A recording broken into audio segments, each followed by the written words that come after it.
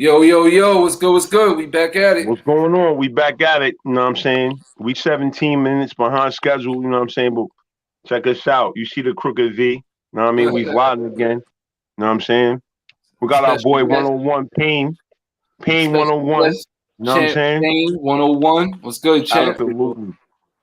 Yes. Welcome to the show. You know, we're gonna get shit started.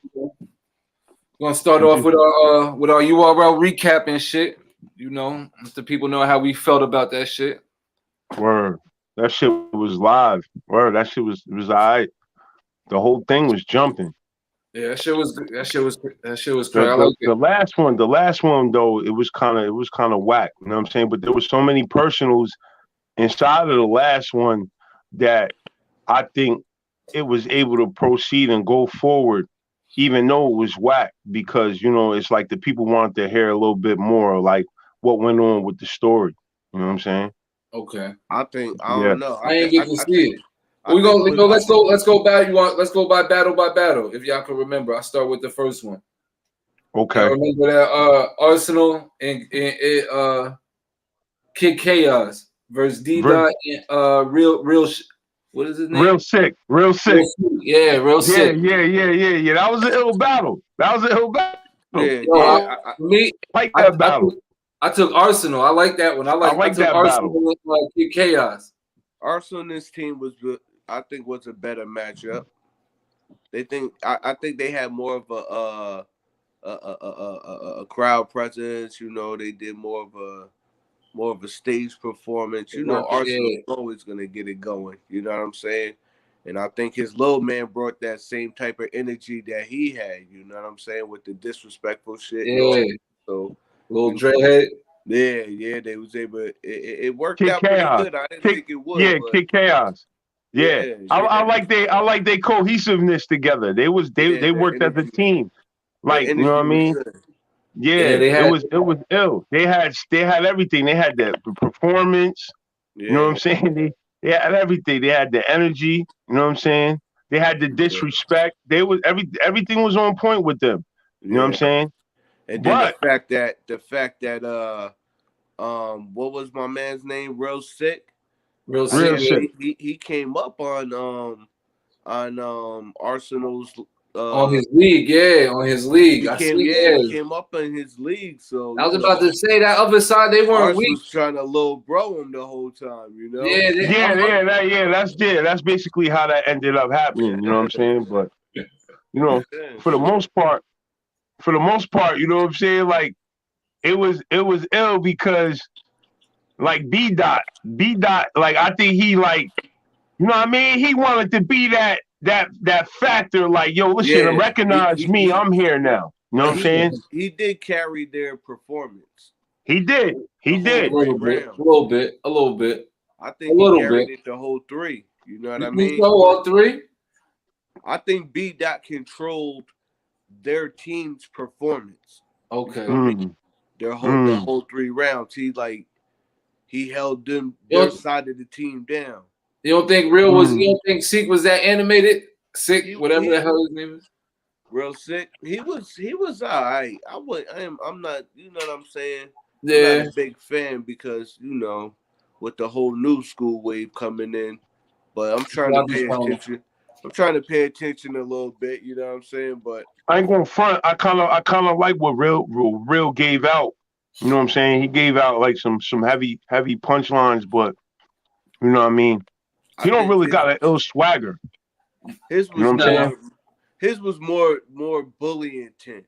Yeah, that's what I mean. It's not an ill swagger. It's like he gonna bully his way, sort of like, you know what I mean? Yeah. Yeah. I noticed that about him. You can't really do that too much with Arsenal. You know what I mean? Nah, Arsenal ain't having all that. Nah. How about this one? This one was a little controversial with the fan voting and stuff.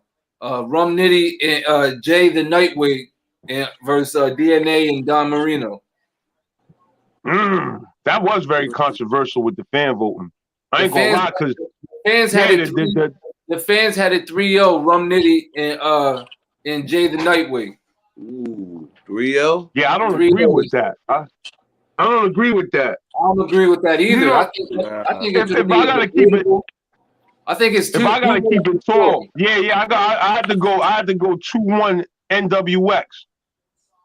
2-1 DNA. You went with DNA. Yeah. I mean, see, I think I would say it's 2-1 debatable either way. I can see either way you have it. Yeah. I can't really give one or the other. I have to watch it again. Right. That's probably where I'm gonna come from. Well, I like what DNA and that Don Marino was giving out though. I like what they was giving out. Me too. I don't think they got the credit that they deserve. Nah, they got shitted on a little bit. But again, I told you that the Nightwing. I was telling you when he was at my crib. I told you that guy. Watch that guy. He's all right. Him and Rumble a little bit. Who's that? Yeah, Jay the Nightwing dude. Oh, okay. Yeah, Son is nice. Son is nice a little bit. Yeah, he's all right. I like his little dummy style, his dumb style. He got like a retard style. But that wasn't as animated as that Arsenal battle. But that shit was alright though. I like that one though.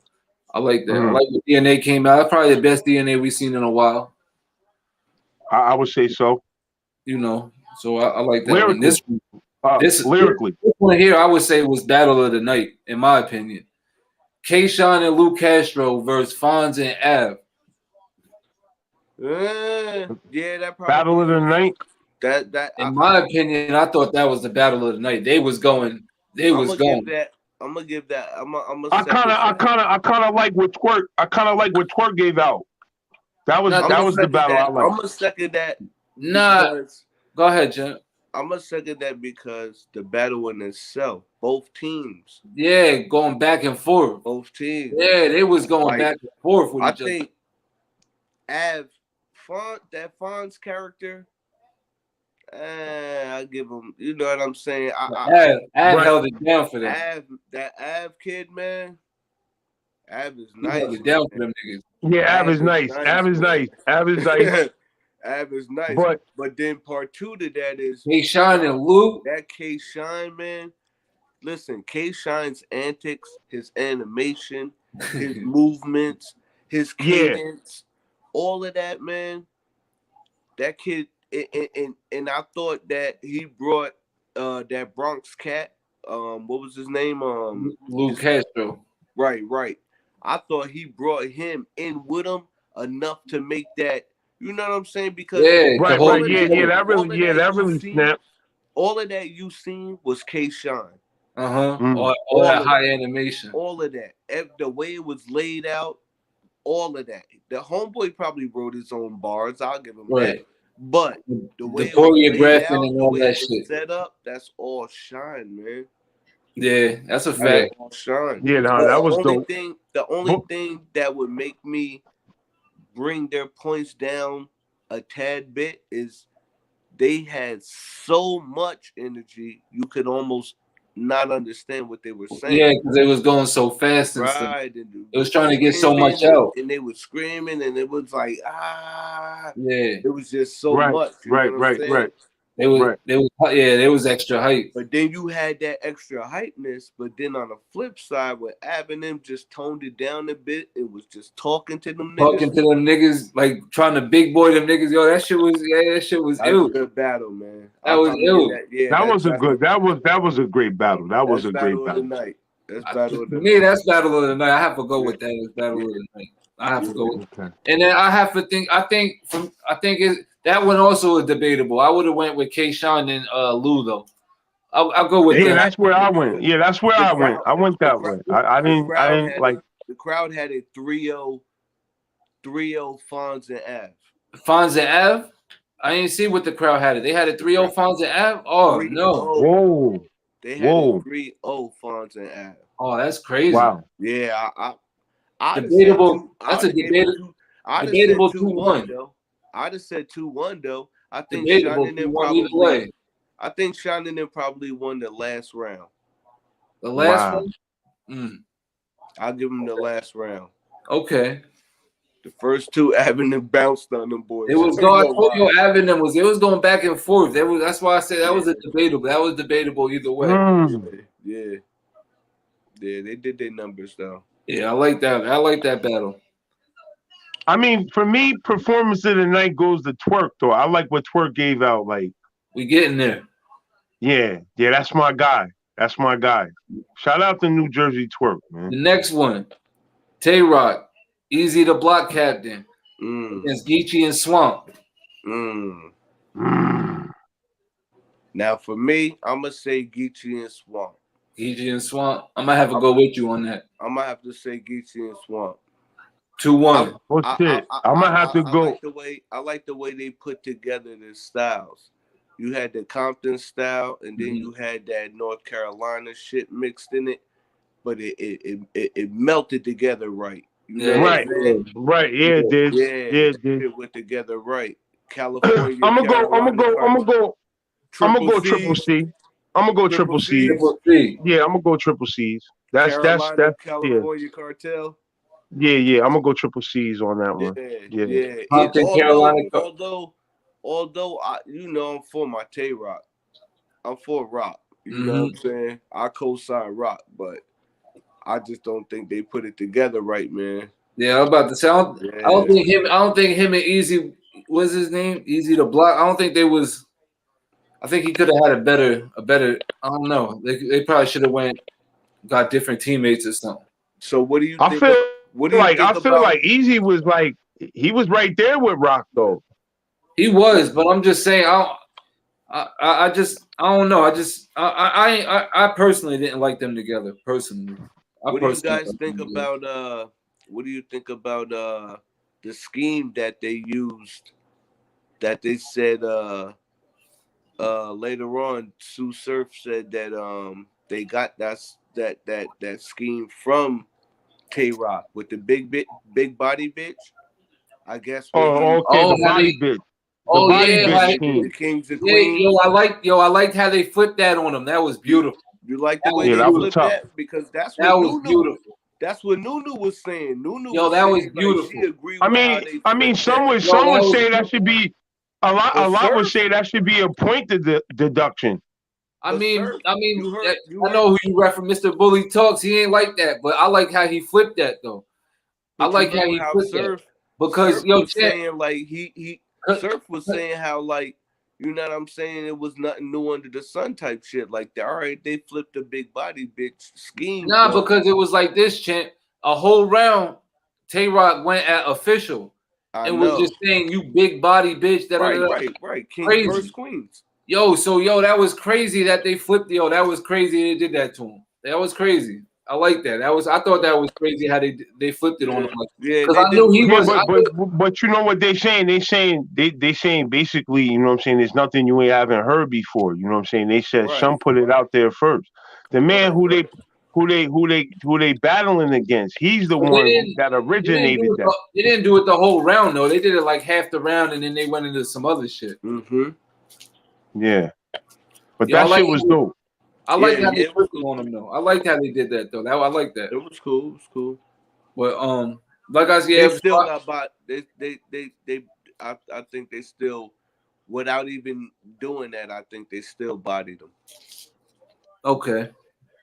Who you had in that? Who you had? Oh, you went triple C too, huh? Yeah. You know Geechee every fucking bar. Yeah, Geechee's crazy. I like Geechee. He's like one of the. He's hard to beat, man. He's like a hard to beat dude. Yeah. The next one, y'all gonna have to fill me in. Y'all gonna have to fill me in, break it down, because this one I fell asleep on. No, we still got Twerk. Yeah, this one I fell asleep on. Y'all gonna have to let me know. Murder Mook and Caligo versus T-Top and Twerk. Let me know how that went. No, that's not how that went. Bro, that's how that went, bro. That's how that went. Yo, it's just Twerk. Twerk was just it was Twerk and Top. That's how that went. That's how that went. Yeah. That's that Dream Queen.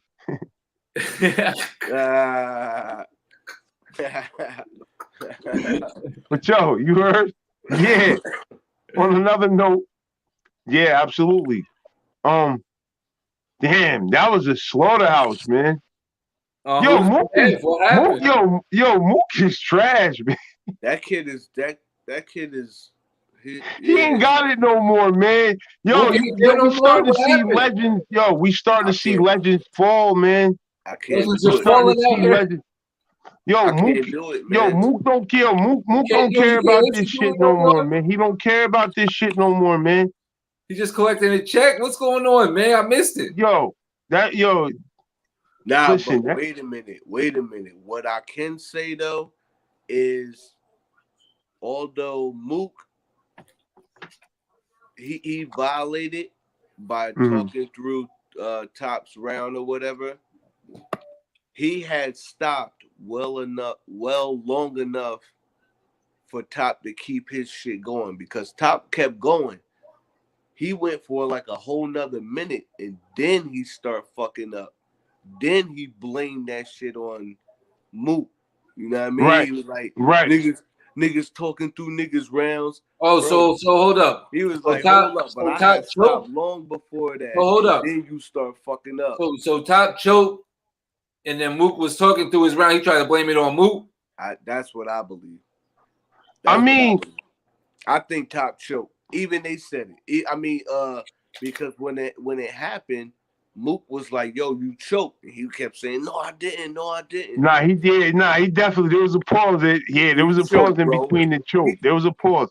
He forgot. He forgot his scheme. Not only that, but he couldn't remember the rest of his rhyme. Nah, he damn sure couldn't. He damn sure couldn't. Oh man, T-Top, he was they had tight about that. Yo, Top was tight about that. Yo, he was ready to scrap and all that. He was ready to scrap. Yeah, but then he said he blamed it on Mook. He was like, you know what I mean? He tried to remember his shit. Then he was like, niggas talking all through your rounds, blah, blah, blah. But he did violate, though, because he kept talking through his shit. Through Mook shit. Reason, he kept talking through Top shit. Remember, Top kept saying, yo, all right, bro, like, why you want to have a conversation? Let me rap. Yeah, have a conversation definitely. in the middle of my rap. because Top was explaining what happened that night. Yeah. You know what I'm saying? And Mook kept butting in trying to explain it. He was like, yo, bro, like, let me rap. Like, you trying to get your point across and say what happened that night while I'm rapping. He's like, yo, you bugging, nigga. Like, so then when Mook start telling his part of the story in the rap, doing his part of the rap, you know what I'm saying? Top talked through his shit. But then Mook got tight, like, you know what I mean? Like, yo, bro, like, okay, I stopped. After a while, I stopped. You know what I mean? You ain't got to keep going. Like, I stopped. Now you can stop. Okay. Nah, man, nah, you messed up my shit. This and that. So they both was trying to tell that corny ass story. I don't know what the fuck they was talking about. The whole story was already talked about. These niggas did hours and hours and hours of podcasts or whatever they did, their YouTubes or their Instagrams, Facebooks, whatever they did, venting about this shit. We heard all about it. Now y'all niggas get this big ass event and you still want to tell the same damn story and you still can't get through it. Right. You getting paid all this money and you can't get through the damn story. Like, at the end of the day, what really happened? And Briz ain't even there to tell his side. Right. They keep asking about Briz. Calico wasn't nowhere involved in this shit. Why is he rapping about it? Calico, he was at the last one. Yeah, but he wasn't there for that fight when they met at the Wawa. Oh yeah, that You feel me? I heard Briz had the hammer for real. The hammer. He had a drill hammer. A hammer. Yeah, he had a drill hammer. Right. Yeah. So Top like, yeah, nigga, it was a drill hammer though. If he hit you with that shit, you gonna get beat fucked up. Yeah, but he also said he invited him to the one-on-one too. He was like, yo, we could just catch the fade. And he said Mook didn't want the fade. He had the hammer. Yeah. Okay. But you know. That's how that went. I mean, it was. Mook said that basically, like they couldn't go nowhere. Like basically, they couldn't come out and leave that area where they was at. They was parked up for a minute. T-Top and Briz. Yeah. The hotel where they was at, they couldn't leave. Come on, man. They was parked up. That's what Mook said. He said, y'all niggas is parked up, man. Stop fronting like y'all niggas could go anywhere. Like y'all niggas knew what it was. Like okay. That's what Mook was saying. That's what he was getting out. Okay. But so as far as the battle was concerned, it was a lot of antics and shit. But bars wise and everything, it was lackluster. I mean, Twerk, man. I like what Twerk gives out, man. Twerk is an animal, man. Twerk is an animal. Twerk exposed Mook. He got in Mook's back pocket a little bit, man. Yeah. Yeah. He was saying some shit. He was like, "Yo, this the nigga y'all look up to? This y'all go?" He was like, he got his chain took. His man got pistol whipped. Come on. Yeah, Twerk. Yeah, you know how Twerk. Yeah, Twerk. He gets crazy. He, like, he gets it out raw. This the nigga y'all. This y'all go. He like, yo, this y'all go. Yo, and he told them niggas, he said, ain't nothing gonna happen to me. Ain't none of y'all gonna touch me on this stage. Ain't none of y'all. I'm not worried about none of that. Oh, this ain't got nothing to do with you, man. This ain't got nothing to do with you. Twerk. I can't wait till that come on the app. I'm gonna check that out. I can't wait to check that one out. Yeah. I'm mad I missed it. Yeah, them young boys is a trip, man. Well, we got Mr. Ocho in the building. Let's add him on here real quick. Okay. What's good, VLOD Show? What's good? What's good, What VLOD? up, man? What up, man? What's happening? Mr. Frequent Fire over here. Yes, sir. Before we go into our music combo, who you got in that? Cassidy and Arsenal. Who we got in that? Who y'all got in that? Cassidy and Hollow. Oh, that's right. Cassidy and Hollow. Hitman Holler. I apologize. Hitman Holler and Cassidy. Holler. Yeah, I was about to say y'all have me confused. Hitman Holler and Cassidy. Who we got in that? How we think that's going to play out? I mean, we know what it is, man. We know. I mean, me personally, I don't think it's gonna finish. I think there's gonna be a war. Riot. A physical war? Yeah. I don't think nothing's gonna happen. Okay. First, what I want to know. Too many cameras on. I wanted to know, did anybody see the face-off? Yeah. Okay. So the face-off was a little hectic. Yeah. Is that gonna linger? What's gonna happen? I believe. Like. I believe. Yeah, the energy's gonna travel. I believe the energy's gonna travel. I believe Hitman is gonna be the one too. He gonna sting him. Here's the thing. Here's where you're wrong at. Okay. Stephen A, I'm gonna tell you why. Listen, because you know his little brother's gonna be there, show out. Right. That's the violent one. So as soon as them niggas start looking sideways, touching anybody, show out just be popping on niggas. Ain't nobody doing shit. I'm just saying, show out be popping on niggas. It ain't no talking, none of yo. Show out be popping on niggas, man. But I don't. Show out might pop on Cass. That's all I'm saying. Show out will pop on Cass before Hitman pop on Cass. I think show out knows to pop off on. I'm just saying, champ. I don't think them niggas is intimidated at Cass. No. I'm just saying. No, ain't nobody intimidated. I don't think they worried about that smoke. I think they good on their end. Yeah. It's Cassidy. Although I did see a recent video of this dude that Hitman he battled when he first came home from prison or whatever. I think we all seen it a while ago. But I guess that dude they was trying to tell a story of how Hitman got pumped and shit by like 14 people like that. So there was I've never seen that video. Which one? It just came out like 2 days ago.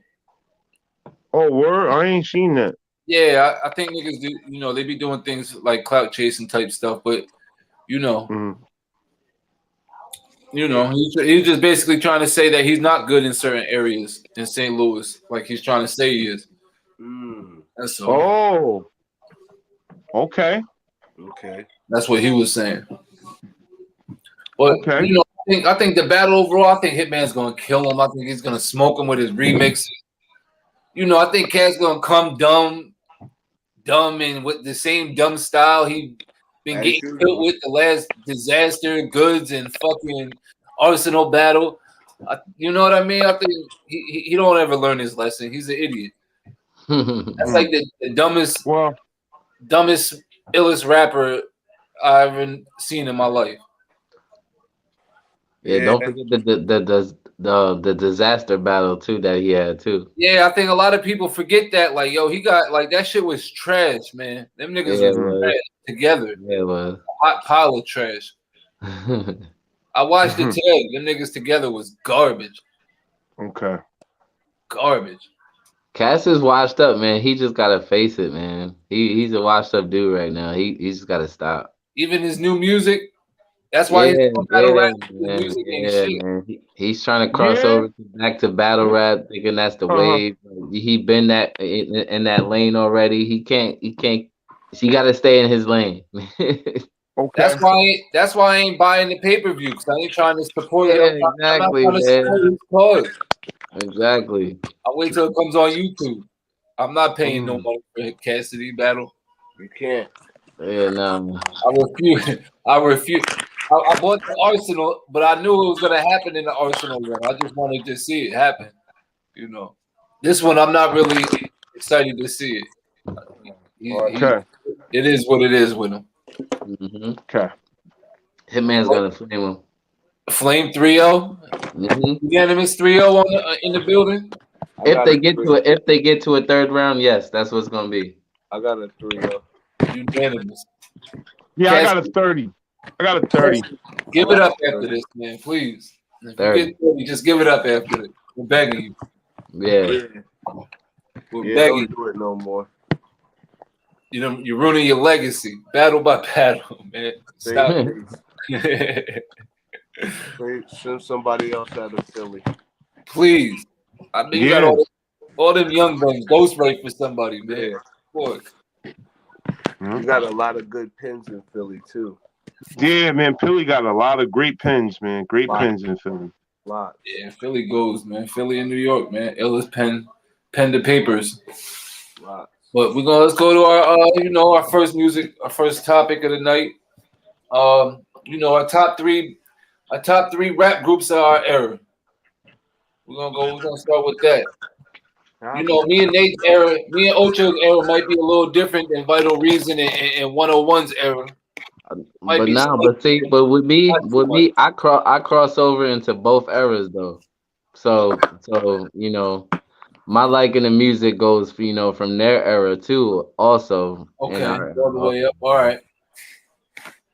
Well, I can't go all the way. With their eras and stuff like that. But we're gonna start with that though. So since you're the most vocal, we start with you, Ocho. All right. Well, my top three, I'm gonna go. My number 3, I'm gonna go with the Bad Boy and Death Row era. That they're tied for my number 3. I can't even choose each side because they both did equal stuff. So, I like out of the two, I like Death Row better because Tupac was my favorite rapper of all time. He's everybody knows his line of work. He's the great, he's the GOAT. Death Row put on for the whole West Coast. It was a movement at one time back in the 90s.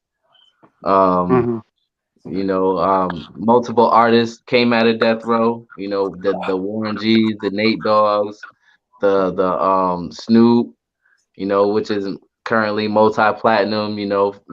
Everybody knows Snoop's line of work, but he's put on for the culture. He's crossed over, to many lanes, with his music, movies, all types of stuff. Tupac, he was in that movie lane. So that's why I chose, Death Row over Bad Boy, even though, Bad Boy, Diddy, he has that catchy music, that you can listen to in the club, and Biggie, you know, a lot of people could relate to his music, but he doesn't have, you know, the quantity of music that, you know, Death Row had, you know. So Okay. so that was my number 3. But my number 2, I'm gonna go with Wu-Tang Clan Okay. of all time. Woo. Yeah, Wu-Tang Clan. Can't I listen. can go days, you know, about Wu-Tang Clan. You know, I know a lot. You know, big ups to my brother Ox. You know, I know a lot The about W. Wu-Tang. The W, man. That's, you know, they did a lot for the culture. You know, so Yeah, they and did. and they molded a lot of platinum artists out that group. There's 9 of them, plus, you Yo, know, the extensions. You know, the so most thing I appreciate the Wu for is that movie How High. man, see, you lost in the sauce if that's it. Tell him, Vital. Come on, tell him, Huh? Hey, listen. Vital. He's lost in the sauce, Yo, man. hey, Nah, we've been there. they would call him an 85 percenter. R.I.P. But yeah, but Wu-Tang, man, they did a lot for the culture, you know. R.I.P. Yeah, R.I.P. dirty ODB, bastard. you know, Word. right now, if you, R.I.P. Buddha Monk. Word. yeah, everybody, man, you know, they got a lot of branch offs. They had a lot, a lot of groups, Killer Army, the Sons of Mans. You know, they had a lot of people that they, you know, branched off of that Wu-Tang, you know, umbrella. You know, so they groomed a lot of people. Yeah, they did. The Grave Diggers, everybody. Wu Great big, Syndicate. Yeah. yep. Yeah. Sons Ghostface, of Raekwon. Man, everybody. Shaheem Yeah. the Rugged Child. I don't be Yep. listening to none of them niggas. Yeah, See? man. I don't listen to none of them niggas. Them you gotta niggas ain't get up. never got no play in my deck. You missing out. Yo, Vital be coming in the car trying to put, coming to the crib trying to put Ghostface and Raekwon and talk about that. I'm like, man, You missing out. As soon as he put that on, I start losing in the game immediately. Yeah, immediately. As soon as he put the Wu on, I start losing immediately. Nah, you can't do that, man. Wu has a stamp in the culture, man. You can't minus them out of any conversation when it comes to hip hop. Nah. Yeah, Not at all. I can't listen to them niggas. I don't know. Ghost and Raekwon just had one of the classic verses recently. Yeah, they labeled that a draw. I ain't watch it. Of course, you know that had to be a draw, but you know, Yeah, I think was crazy. Ghostface had the edge though. The purple. Yeah, they said he had the better catalog. Yeah, because he was more commercial than Raekwon. The purple tape had 5 mics. Yep, that's an argument too. Yep. In the source, that's Ray. That's Ray and Ghost. That's Ray. And he was the only one. And he was the only one to come out with a purple cassette. The purple tape built for Cuban links is Ray. Yeah, that's Raekwon featuring Ghostface. Featuring Ghostface. Featuring shit. Yeah, that's Ray's album. That's Ray's album. Yeah, man, that was classic, man. That whole Wu-Tang era was just classic. 5 mics, you know, in the source. the videos back in the day, you know, from '95 on, man. I remember watching back in the day when I was a kid, you know, watching MATHOD Method Man, you know, and knowing that shit word for word, you know. So you know I believe at one point they had the highest paid video in music with the Triumph. Yeah. That was a classic video. Wu-Tang Forever. That was a classic double album. Yeah. Listen. Yeah. The first group to have a double album. Yeah. You know, they went hard for the culture. I believe they're in the Hall of Fame. I knew there was gonna be a lot of Wu lovers in here. But they my number 2 though. So okay. Who's your number 1? I got a number 1. You know, the Rough Riders. Oh. Now was your 3 in any particular order? In that order, yes. Rough Riders is my number 1. So Rough Riders over Wu-Tang. And yo, that's my era. DMX. No, I'm asking. To me, yes, yeah, yep. Wow. They groomed the locks. Them three alone is they match up with Wu-Tang. Like DMX, he goes with them. DMX can flow, man, for real. So that's my number one. Let me go next. Let the two young bucks go, and then the two. We'll let the two. Go ahead. We let the two old ones go. You know, we let the two old ones. We give our young picks. You talking about the two old ones? We all old. No, they old. I'm not old yet. We all old. So your number 3. I know y'all gonna appreciate this. I went with me for number 3. I went with Cam and Dipset. Cam and Jim and them. You know, that's more my era and shit like that. That shit for me is more catchy than the Woo. That's more, you know, that shit is more hip for me. Top 3 groups. Groups. This is a rap group. We talking about this is all time. This is all time. Yeah, this is for me all time. Like for me, where I could just put in any Dipset, I could put a Dipset album in. I could put that stuff in, and I enjoy myself. With He's out the loop, man. Nah, y'all out the loop. Y'all enjoy y'all Woo. I don't like the Woo. That's not my style. But you know, I like that from JR. Like I keep telling y'all, JR, Hellrell, Freaky Cam, like all them niggas, man. From all them the Dipset albums, the individual albums, all them niggas, man. They trendsetters. You know, they might have not sold as much as the Wu-Tang Clan and all that other stuff, but you know, I would say they might have been more trendsetters than they was a little bit.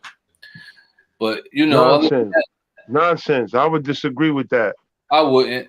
They had like I would disagree with that. They had a whole wave for almost like a half a decade to a decade. Wu-Tang got more bodies of work than did Dipset. Like Wu-Tang had Germany, Japan, motherfucking worldwide, Italy, worldwide, and they had the motherfucking people out here with the Wu-Tang buzz. Dipset was low key worldwide too, man. They gotta stop that. You know what I'm saying? Not as big as Wu-Tang. Wu-Tang not was as big as Wu. They was still low key worldwide. Wu-Tang was a brand. They had their own clothing line, man. It was lifestyle, man. Listen, if you put Dipset and they had to battle the Wu, the Dip would kill the Wu, man. Listen, Wu-Tang, Dipset would kill the Wu, in my opinion. No, they would not. No, they would not. Listen, no, they would not. I think they would.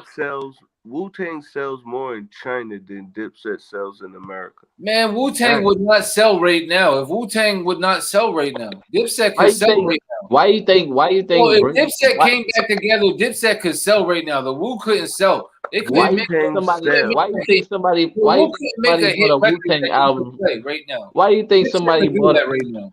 Huh? Why you think somebody bought a Wu-Tang album for $2 million? Cuz man, because that shit is old as hell. That's why. Because they buy old stuff. People buy. No, it's not. It's the impact that they had. If they ain't had no type of impact in hip hop like that, people buy old shit all the time.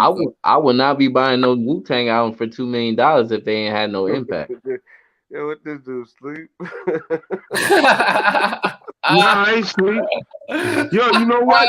I ain't sleep, but listen, you know what? Yo, what do you call it? Hey, yo, listen, you gotta understand, right? Check it out. You gotta understand. If 3 people, hey, hold on. You asked, was I asleep? And I got a rebuttal for you. Okay. If 3 people is talking, I'm gonna let my ears do the listening. Yeah. You know what I'm saying? Yeah. That's just common sense. Yeah, you know, because 3 people were talking. So what I'm supposed to be the 4th one talking and go crazy too? Yeah, I'm listening too. You know? Word up. Yeah, y'all do this is a trip. Yo, you set yourself up for that one. Yo, but yeah, number 3, Dip for me, man. Like I said, Dipset. Okay, Dipset. Number 2, y'all gonna love this. Number 2, I went with the Hot Boys. Oh, that's trash. That's trash. You put that on there. Yo, you put that on there just to bother us. Nah, not at all. Yeah, you did. Yeah, you knew we wasn't supporting that. Not at all. We wasn't supporting Manny Fresh's beats and come on, man. Yo, the illest rapper out of that was Juvenile and that other kid, BG. Yo, you're wilding, Mo. No, I'm telling you the truth. You're not telling the truth. Yeah, sure I am. From my subjective opinion. Them niggas was horrible. That's horrible. Them niggas had all kinds of platinum albums. Yeah, that's all they had. They didn't have no platinum bars. What do you mean? Niggas from New Orleans. Them niggas. Not only that, them niggas changed out. They changed the game. They changed the game. They brought you bling bling. They didn't change no game. All this shit that y'all be doing now, y'all pretty much got from the Hot Boys. All that not at all. Money, yeah, all that flashing. I don't do nothing. I don't do nothing. The Hot Boys cars, showing off their mansions and all that. You got that from the Hot Boys. All them stretch limos and all that stuff. Fancy. You got that from the Hot Boys. That's what man. People been doing that, man. Al Pro with Rich Porter and them. Man, them people been doing showing off crazy and all that, man. No, they was not. Yo, go back and do your research. Pee-wee Kirkland, Pee-wee Kirkland and them, man. Pee-wee Kirkland and them. People been showing off, man. Go back and do your research, man. Go back and do your research, man. They was the first niggas to be putting that shit in their videos and all that shit, man. You gotta stop this. Man, Master P was doing stuff before then. Doing what? All that. Everything. That no limit unit? They did all that. They did all that before Cash video? Money, man. What video? Everything. You're lying, man. You gotta stop this stuff, man. Hot Boys was the first ones out there doing that stuff, man. They had movies. I just watched the Master P movie last night from like '96. Hot Boys had a movie too, man. Yeah, they had one. Master P had multiple. So what? They got movies and all that stuff too, man. Platinum albums, all that stuff, man. Manny Fresh. They got a movie. They got a movie. Yo, Big Timers, Platinum, Juvenile, Platinum. Yeah, Wayne, but they don't got platinum bars. That shit is trash. Wayne, Platinum, BG, Platinum, Juvie, Platinum. Come on, man. That shit is trash, man. You might as well say that people was influenced by their swag. That's it. And they all had a different kind of what they brought to the table too. Like BG was like boot, they had the boot supporting them. That's it. Nah, they didn't. They had America supporting them. That's why they sold the way they sold. What are you talking about? Nah, man. Yeah, man. You better go back. Wasn't jacking them. I don't know nobody. I don't know nobody in New York that was jacking. That was jacking the Hot Boys. Man. I don't know nobody in New York that was jacking the Hot Boys. Y'all niggas is wild. Yeah, they was. Niggas they was never playing the Hot Boys. Yeah, you ain't never been to a Hot Boys concert. You ain't never been to a Hot Boys 97, concert. Hot 97 and Funkmaster Flex. What are you talking about? Niggas been there. But they do that stuff. Stop. They did a tour with Rough Riders, Cash Money. They did a merge. They did a merge tour together. Niggas was buying tickets for that shit. You think they was buying tickets for Jadakiss? Them niggas was buying tickets for them Hot Boy niggas that was selling records, man. What are you talking about? They did that Rough Riders Cash Money tour shit. That was was that headlining that shit? Who was headlining that shit, champ? They don't have the hot bars though. Rough Riders was headlining that. Rough Riding it? The Rough Riders was had the headlining that. They had DMX, Jadakiss, the Locks, like the Rough Riders shit. Cash Money was still selling more than them niggas. They brought Cash Money on their tour. It was still. How you bringing niggas that's selling more than you on your tour? That don't even make no sense. That's why it was all up in New York area because. My point is, did you ever go to a Hot Boy concert? Yeah. All right then. This nigga said. This nigga said New York niggas don't be jacking that shit, and you was there. So that nigga. They had they run. They had they run in New York. Niggas was jacking that shit. Niggas was jacking that shit, yo. It wasn't just a Hot Boy concert. Yo, when you was there a lot of niggas there? Yo, he wouldn't even let you talk. Yo, that dude is rough with that. I'll be dying. Yo, that's rough. Go ahead, try to get it in now. Yeah. I'm just wondering, was there a lot of niggas there when you was there, champ? I'm wondering. It wasn't just a Hot Boy concert, though. You know what I mean? Okay. So, yeah. You know. Okay. But my point was, like I just said, if you go to a Jay-Z concert and Mariah Carey come out to perform, you might not like Mariah Carey, but you go sit there. Yo, champ. No, man, the man is talking, man. Let the man talk. Because I'm curious. I got a question. I'm saying, if that man you go to see a Jay-Z concert and Mariah Carey come out to sing, you gonna listen to him to Jay-Z come out and do what he got to do, right? I might go to the bathroom. So he's saying it was one of them. I might go to the bathroom and get something to eat. Yeah. I might go get something to eat. It might be kind of. You ain't doing that during no Mariah. You ain't doing that. Something to eat. Yo, Champ. You're not doing that during Mariah, cuz. Yo, Champ. Live. Yo, Champ. Them niggas. Yo, when they was performing, niggas was killing that shit. Champ, niggas in there was feeling that shit. Sure. Oh, okay. I'm just making sure because I'm just trying to prove to the people that New York niggas was feeling that shit, Mo. Despite what people in the StreamYard is telling us, they was feeling that shit, man. Yeah. People was jacking that. People was from New York was jacking the house. Yeah, they was jacking that shit. Yeah. So that's all I just want to put out there. And then not only that, then they produce, the Hot Boys. They produce, the best rapper, alive ever, whatever, Lil Wayne. On top of that, questionable. Birdman, damn near a billionaire. Like that. Come on, man. You gotta give the Hot Boys they just do. More questionable. Huh? But, I mean, you're making questionable statements, but I mean, I guess I could follow your theory and your, what I'm saying, where you're coming from with it. I could follow it. Yeah, man. Would I agree with it? I don't think I would agree. Look where it came from. Without the Hot Boys, you wouldn't have Drake, Nicki. You wouldn't have none of that stuff. Like, you know what I mean? You gotta. That's his favorite. We may have because Nicki was a New York rapper anyway. So, but she probably would have. Nicki was a New York rapper that got founded by a New Orleans artist. Yeah, I know. Which means no one in New York was fucking with her. No, she didn't get founded by a New Orleans artist. No, she a New Orleans artist just signed her. She got founded by Fendi, and Fendi's a New York nigga. Yep.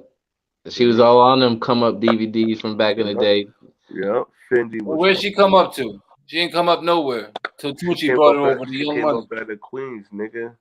She got known enough for Tucci to sign her. Man, y'all ain't never said nothing about no Nicki Minaj until she signed with damn Young Money. Okay, but then look what they had to do. They had to come to Queens to get it. No, I don't think they had to come to Queens. I think she kind of found them. She found them niggas. She more so found. I don't think they was really looking for her. She didn't find them. Yo, she wasn't looking. Yo, hold up. If you go back and look at the old Nicki videos, Nicki ain't crazy. They wasn't out there looking for no Nicki Minaj back in the day. Nicki Minaj. She wasn't looking for no cash money. Huh? She wasn't looking to sign up with no cash money. I bet you Nicki was looking to sign to anybody who she could sign with. Yeah, what are you talking about? Who wouldn't be? Exactly. What are you talking about? Especially a major label. She wasn't hunting them down to sign with them. That's what I'm talking about. You acting like them niggas went all the way to go look for a Nicki Minaj. They did their homework on her, and they liked her work. Stop that shit. Yeah, anyway, she wasn't showing up at the office and shit trying to get on. Right. She put her groundwork in to come up. She was having other niggas. She was having other niggas show up at the office for her, champ. Not just that office. I'm sure she was showing up at other offices too. Yeah, I mean, she grinded. And all them other niggas networking. She was networking. She was networking. But like I said, that's the Hot Boys. That all goes back to the original seed, the Hot Boys. How they branched that whole tree. The Hot Boys, man. Whether y'all like it or not, that's the Hot Boys. That was your number two. That's your number two, man. That's okay, I would have thought that would be your number one. I would have put it number one, but it's hard. It's hard for me to put that at number one, man. With I gotta go with D Block, man. D Block, the Locks, man. Like it's hard not to put them at number one. The Locks, bar for bar, will kill any group on earth, man. Period. And that's just what it is. That's what. Yep. Another Rough Rider product. However you set the standards of any battle or music, whatever, them niggas is gonna cook and they're gonna win that shit, no matter who they battle. Them niggas is the illest niggas in the game as a group. All that Styles and Jada's in and outs is crazy. Like them niggas is the illest That's the illest group in the game, man. Illest group. Lyrically. Bar for bar, lyrically, that's the illest in the game. That's all. And for me, that's all. That's the most important thing that matters for me. Because you see, making songs and all that, that's the second most important. That's why the Hot Boys is number 2. Most important for me is that lyrical, bar for bar shit. And can't nobody go with that D Block.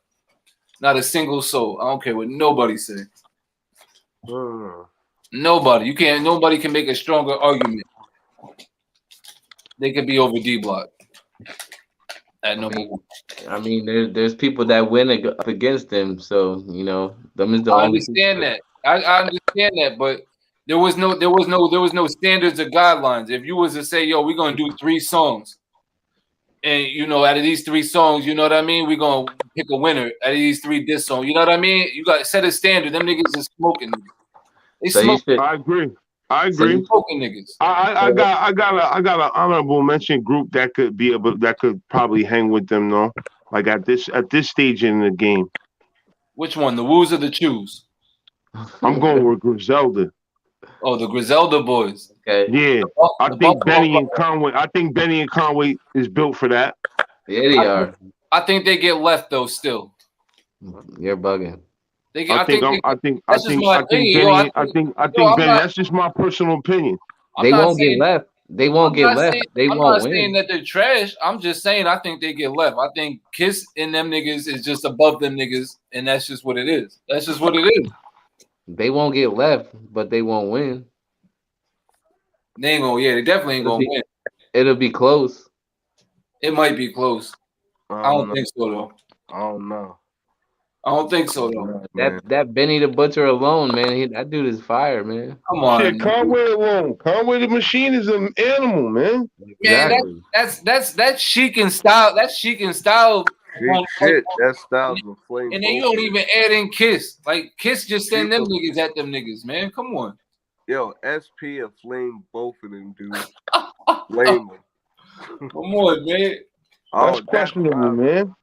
Come on, man. I have to agree with that, man. I'm going with. I have to agree. But don't get me wrong, though. You Griselda, Buffalo boys go, man. The Buffalo kids go. Those got bars from the 90s, man, and the man's still going, man. That's a fact. He's still going, like not no new, like he's still giving us new shit, and them shits that stuff is crazy still. No, he definitely he gives it up. But she like, that's hard. Man, but see what it is like. I think Conway gives you like a different mind. He puts you in a different mind frame. Like, see, like one thing you know about SP, he give you them streets, but that you know what I mean. Like, and then he give you some. He give you a lot of logic, and not only that, he give you some chick shit too. You know what I'm saying? But he give out jewels and all that. Conway is more of a transporter. He's more of a Bing monster, like in terms of where he got a lot of guys down. He's sending packages, like he's doing a lot, man, for what's going on out there for his guys. You know what I'm saying? Styles don't do that. Styles and them niggas don't do that. Man, Styles he's not in the prison system, man. He's not talking about the prison system and that's not his lane, man. He's a street dude, man. He talks about the streets. Yo, I hear him and Jadakiss. They send packages to their mans. He have mans in there that'll get your mans cut. And SP talk that box sale. They talk about that stuff all the time, bro. He talks that box life too. Yeah. I'm wondering what? Them niggas talk that stuff all the time. Yeah, man. Yeah, I kind of like what Benny and them is giving out that everything though. Your DIN number, they give it out a little bit more, man. Like you know what I mean? They give you out a little bit more, man. They tell you about the whatever, man. The cookie cutters or the lockers. You know what I mean? Like play the bathroom scenes. Like I like what Benny and them give out. SP's biggest hit was Locked Up. Yeah. Yo, he turned that into a hit. Yeah, but what I'm talking about is right now, man. I'm talking about that right now talk, Jail man. Talk was his biggest hit, man. Yeah, it was. With an A-card. Yo, with an A-card with him, man. That was crazy. Yeah. That was crazy. That was a crazy twist. I hear Jail talking. Akon remixed that with Tekashi. Yeah, man. Oh, no, he didn't. Yeah, he did. Yeah, he did. Akon remixed that with Tekashi. Yeah, he did. Nah, Panero gives it out, man. But you can't just keep year after year crowning them boys, man. You can't.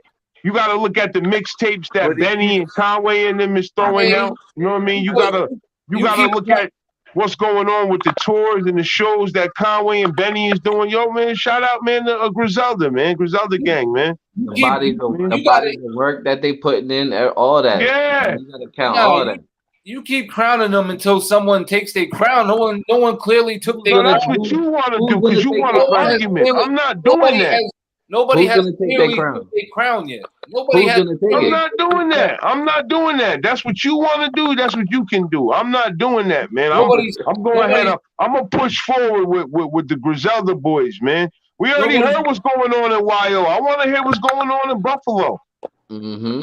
Nobody's clearly taking their crown, bro. You know what I'm saying? Nobody will ever give you that Jadakiss vibe.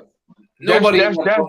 That's your opinion. That's you gotta add that. You gotta say subjectively. Well, that's a fact. Them same people. Man, that's not a fact. That's your fact. That's a fact. That is a whole fact. Them same people. You gotta add my opinion. None of them Buffalo niggas gonna give you no Jadakiss vibe. Like Misfit, my expert opinion. Never, ever. That's crazy. Yeah. So that's your list, though, man? Yeah, that's my list. That's crazy.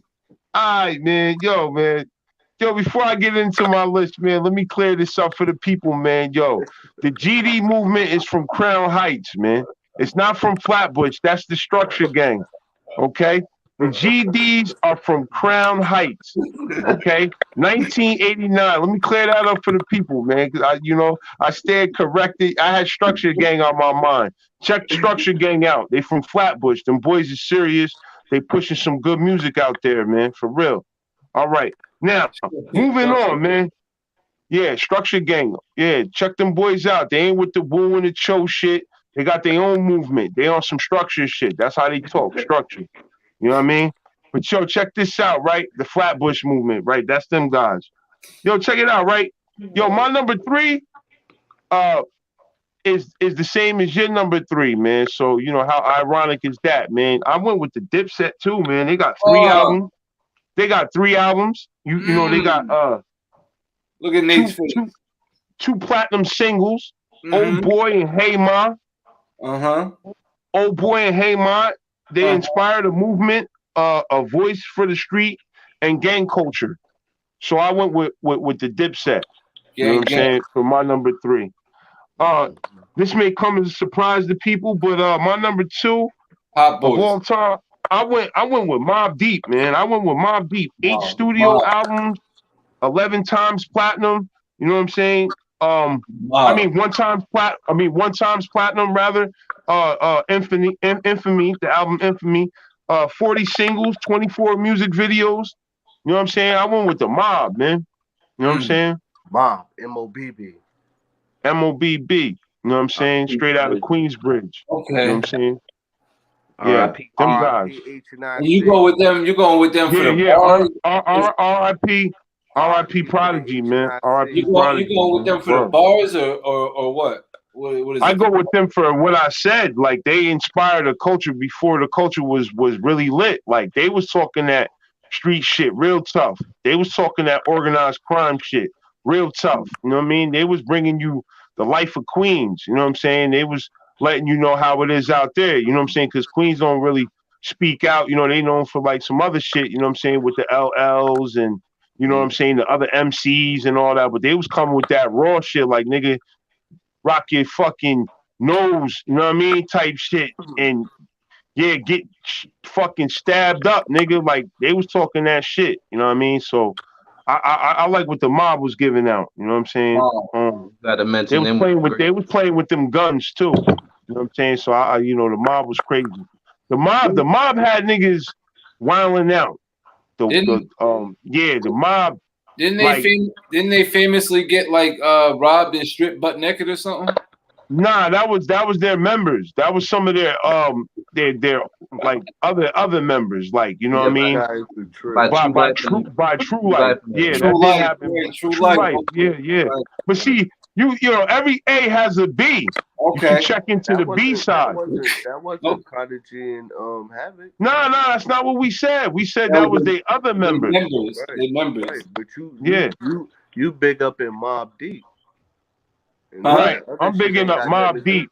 Right. So all that, and I'm saying all that other stuff he talking about ain't got nothing to do with the mob. Right. He just wanted to add to it because that's just what he do. No, I'm asking. I didn't know. You gotta be careful what you say, because we, at the end of the day, we do want them to hit the like button. You know what I'm saying? We do want them to subscribe. You out here promoting. I'm asking questions. I'm asking questions. I didn't know. I asked questions. Well, where did you hear that implication? What did I hear? I thought I heard it in like a 50 Cent song or something. He said a 50 Cent song. I thought I heard it in like a diss song or something. Well, that can't be, because 50 Cent and Prodigy linked up. So you know that couldn't be. 50 Cent song. It was a diss song though. Somebody was getting at them. You might have heard that. You might have heard that from True Life, from himself. On one of them beef DVDs. Maybe it was on one of them DVDs or something with True Life or something. Maybe maybe it was that. It might have been. Possibly. Yeah, yo, you know what's crazy? He laid a couple of rappers down there that ain't had nothing to do with Mobb Deep, too. Who's that? True Life? Yeah. So like he just was on, like, he was looking for they was looking for Mob, but while they was in there, they got the fringe benefits. Back. And they was beefing with Jim Jones, and he was beefing with Jim Jones and Dipset. Yeah, you know, like everything that came with that. That was about something else, though.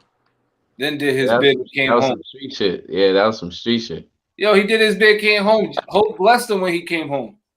Sure did. That's one of the few niggas Hope blessed him when he came home from prison. Well, see, quiet as kept. People don't really know too much about Son, but like, you know, if you know anything about the Lower East Side, you know that's a lot of them Trinitarios over there and them Patiao niggas and whatnot. Like, them niggas is not playing no games. So, you know, them niggas, them niggas is all the Dominicans. The Dominican niggas is all the way with it. So, you know, that's where he's from, the Lower East Side. You know what I'm saying? I'm not saying that he's Patiao or Trinitario or nothing like that, but you know what I'm saying? I'm sure that somewhere down the lines, one of his cousins, uncles, one of them is connected to that, because that's what that Lower East Side is about. Them Dominicans, they came and took that territory over. You know what I'm saying? Okay. Yeah. Which number one? And yo, my number one is, it should come no surprise, man. We talking about the Wu-Tang Clan, man. You know what I'm saying? We talk about 7 studio albums, 6.5 million US copies. You know what I'm saying? 40 million records sold worldwide. We talking about 7-time platinum from 90 to the year 92 to now. You know what I'm saying? These niggas is still, you know what I'm saying, getting it in, putting out albums and records and whatnot. You know what I'm saying? And they put a lot of artists out under their umbrella who did, you know, big things, movies, platinum artists under their umbrella, you know, platinum beat makers under their umbrella.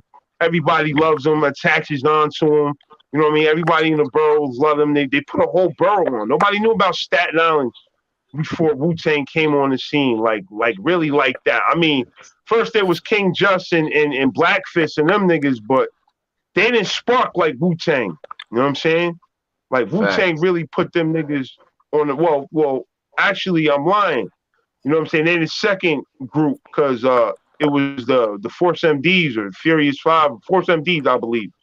Hold up. From Staten Island. Force MD. Yeah, they were from Staten Island, I believe. Shout out to D. What's good, do you? I mean, what up, so with that being said, you know what I'm saying?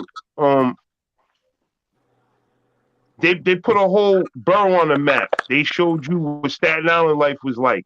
You You know what I mean? So for them, you know what I mean, I respect that. You know what I'm saying? They inspired a culture. They inspired a movement. Everybody was out here flying around with the Wu-Tang emblem, Wu-Tang clothing line.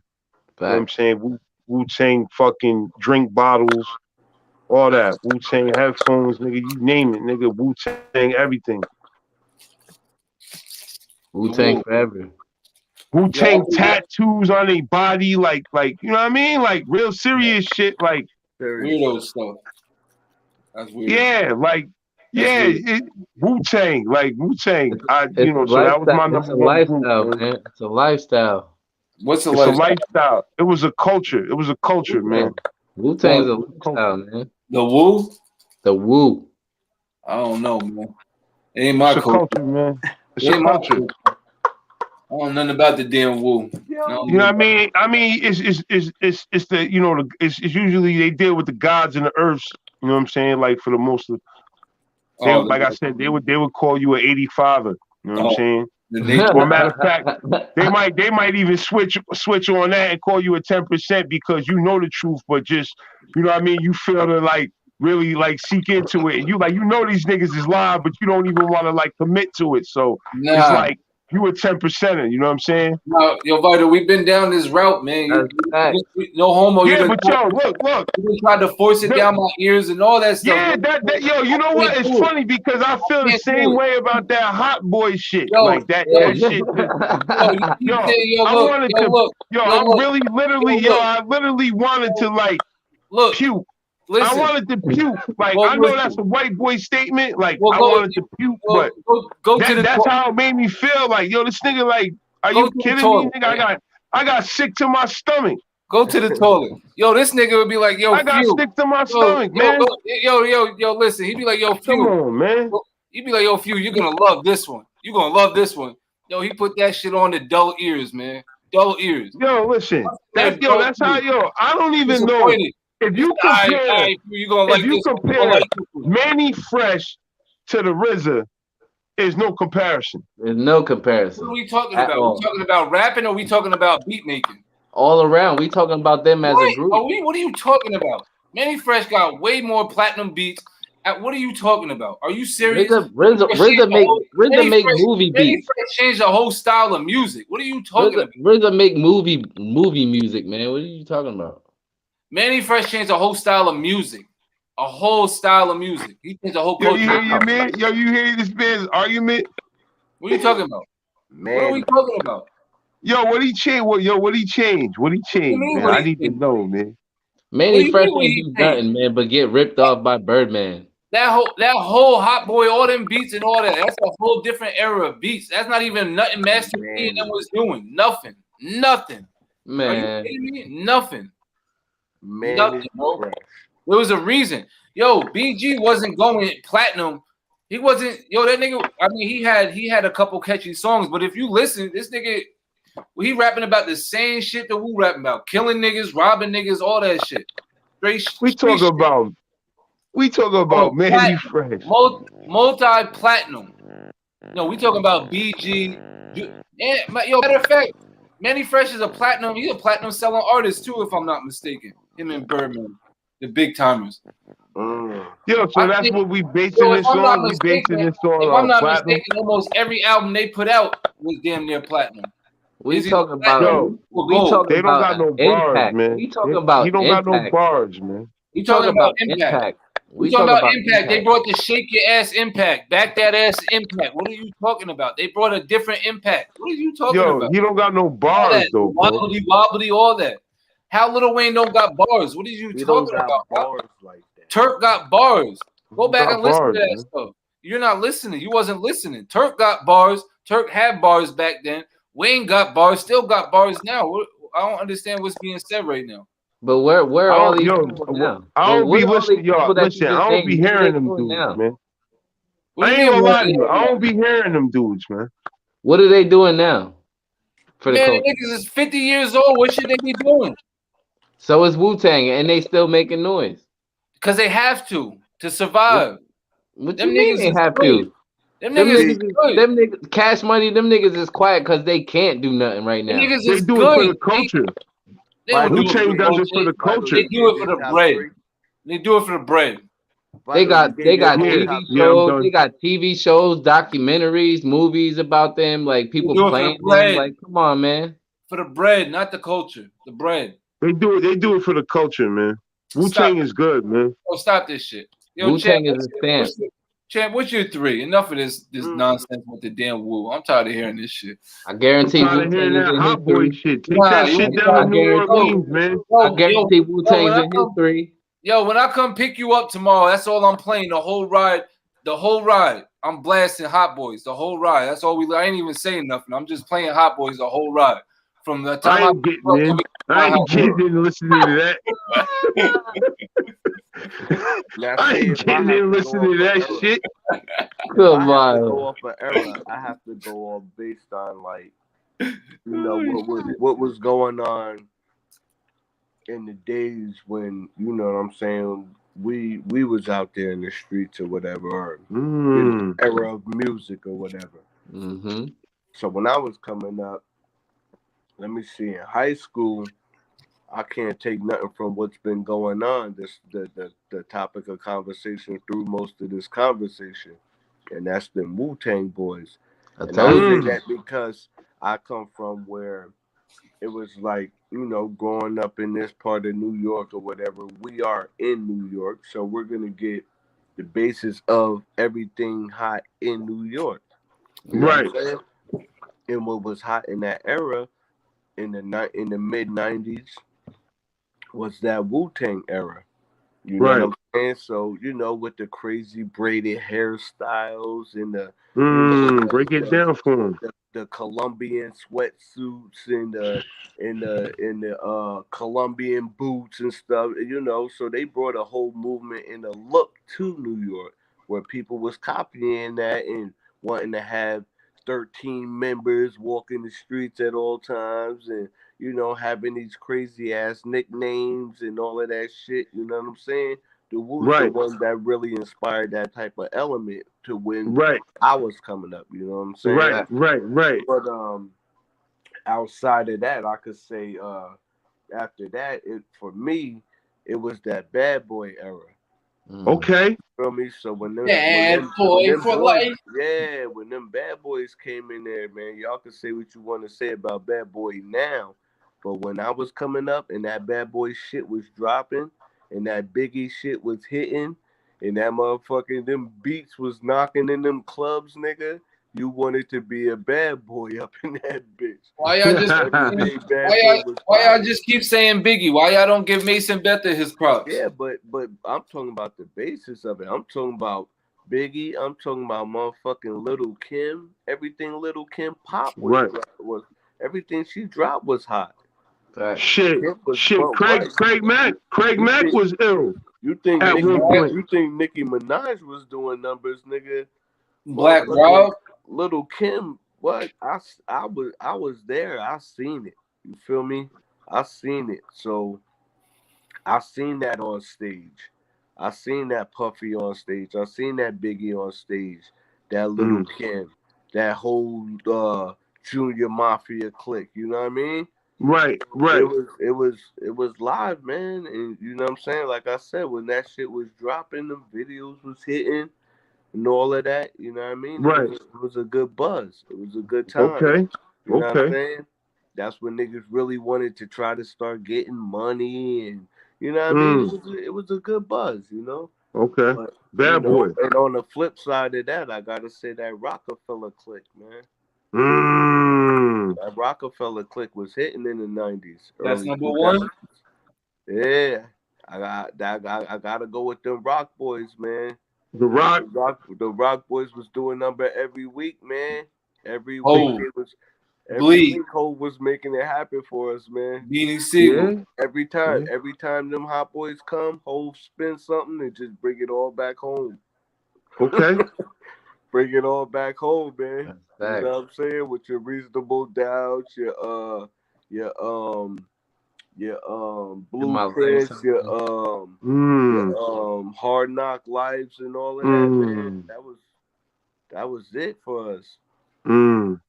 So you know what I'm saying. And to this day, you can see what elevated through all of that when the smoke cleared. Rock. Yeah. The Rock, huh? Yeah, the Rock's on top. Like, yeah. We could talk. The Rock's on top. We could talk You're all right, these names and topics. You know what I'm saying? But when that smoke cleared, there was only one at the top of all of that, man. That's true. That's you're right. I should have put The Rock at number 3 over Dipset. You're absolutely right. Can't take nothing from that Rock clan, man. I should have did that. Yeah. That was a big buzz too. Though. I forgot. I should have put them somewhere too. But they should have been where Dipset's at. I stand on my 3. Nah, I feel Hov should be in there over Cam. Hov killed the whole man. Hov killed the whole. But even Hov and them ain't over that D block, man. That 3-man trio is an army. Oh no, man. The only ones who was shooting with them was the Rock Boys. State prop. But if I said if there was a clear set of guidelines, state prop under them Rock Boys. Under the Rock. Overall, you can't pick D Block over Rockefeller. No, I can't. No, you can't. Even though they had their little beef or whatever, I feel if you was to put it, like I said, a certain set of guidelines or standards down and say, yo, drop your 3 hottest diss songs or whatever the case is, I feel it's not about that. It's about what they did in corporate America, man. What money they made. They had more of an impact. For you, it's about that. For you, it's about that. For me, it's not about that. I told you. For me, number one. For me, number one is that lyrical shit. It's lyrical. Yeah, exactly. You're about lyrics, but overall, it's not about lyrics with Jay-Z. They don't go with the lock. They don't go with the locks, champ. No, they don't go with the locks. Who? They don't go with the locks. They don't go with the locks. Rockefeller as a whole. After Hov and Beans, where does it go from there? Man, you had Chris, Neef, you had Bleak, Emilio, Spark, Emilio Spark. You had a lot of dudes. Them niggas ain't going with them niggas. Is not, come on, man. Come on. Oskino. He talking about 3. Not going with Kisses.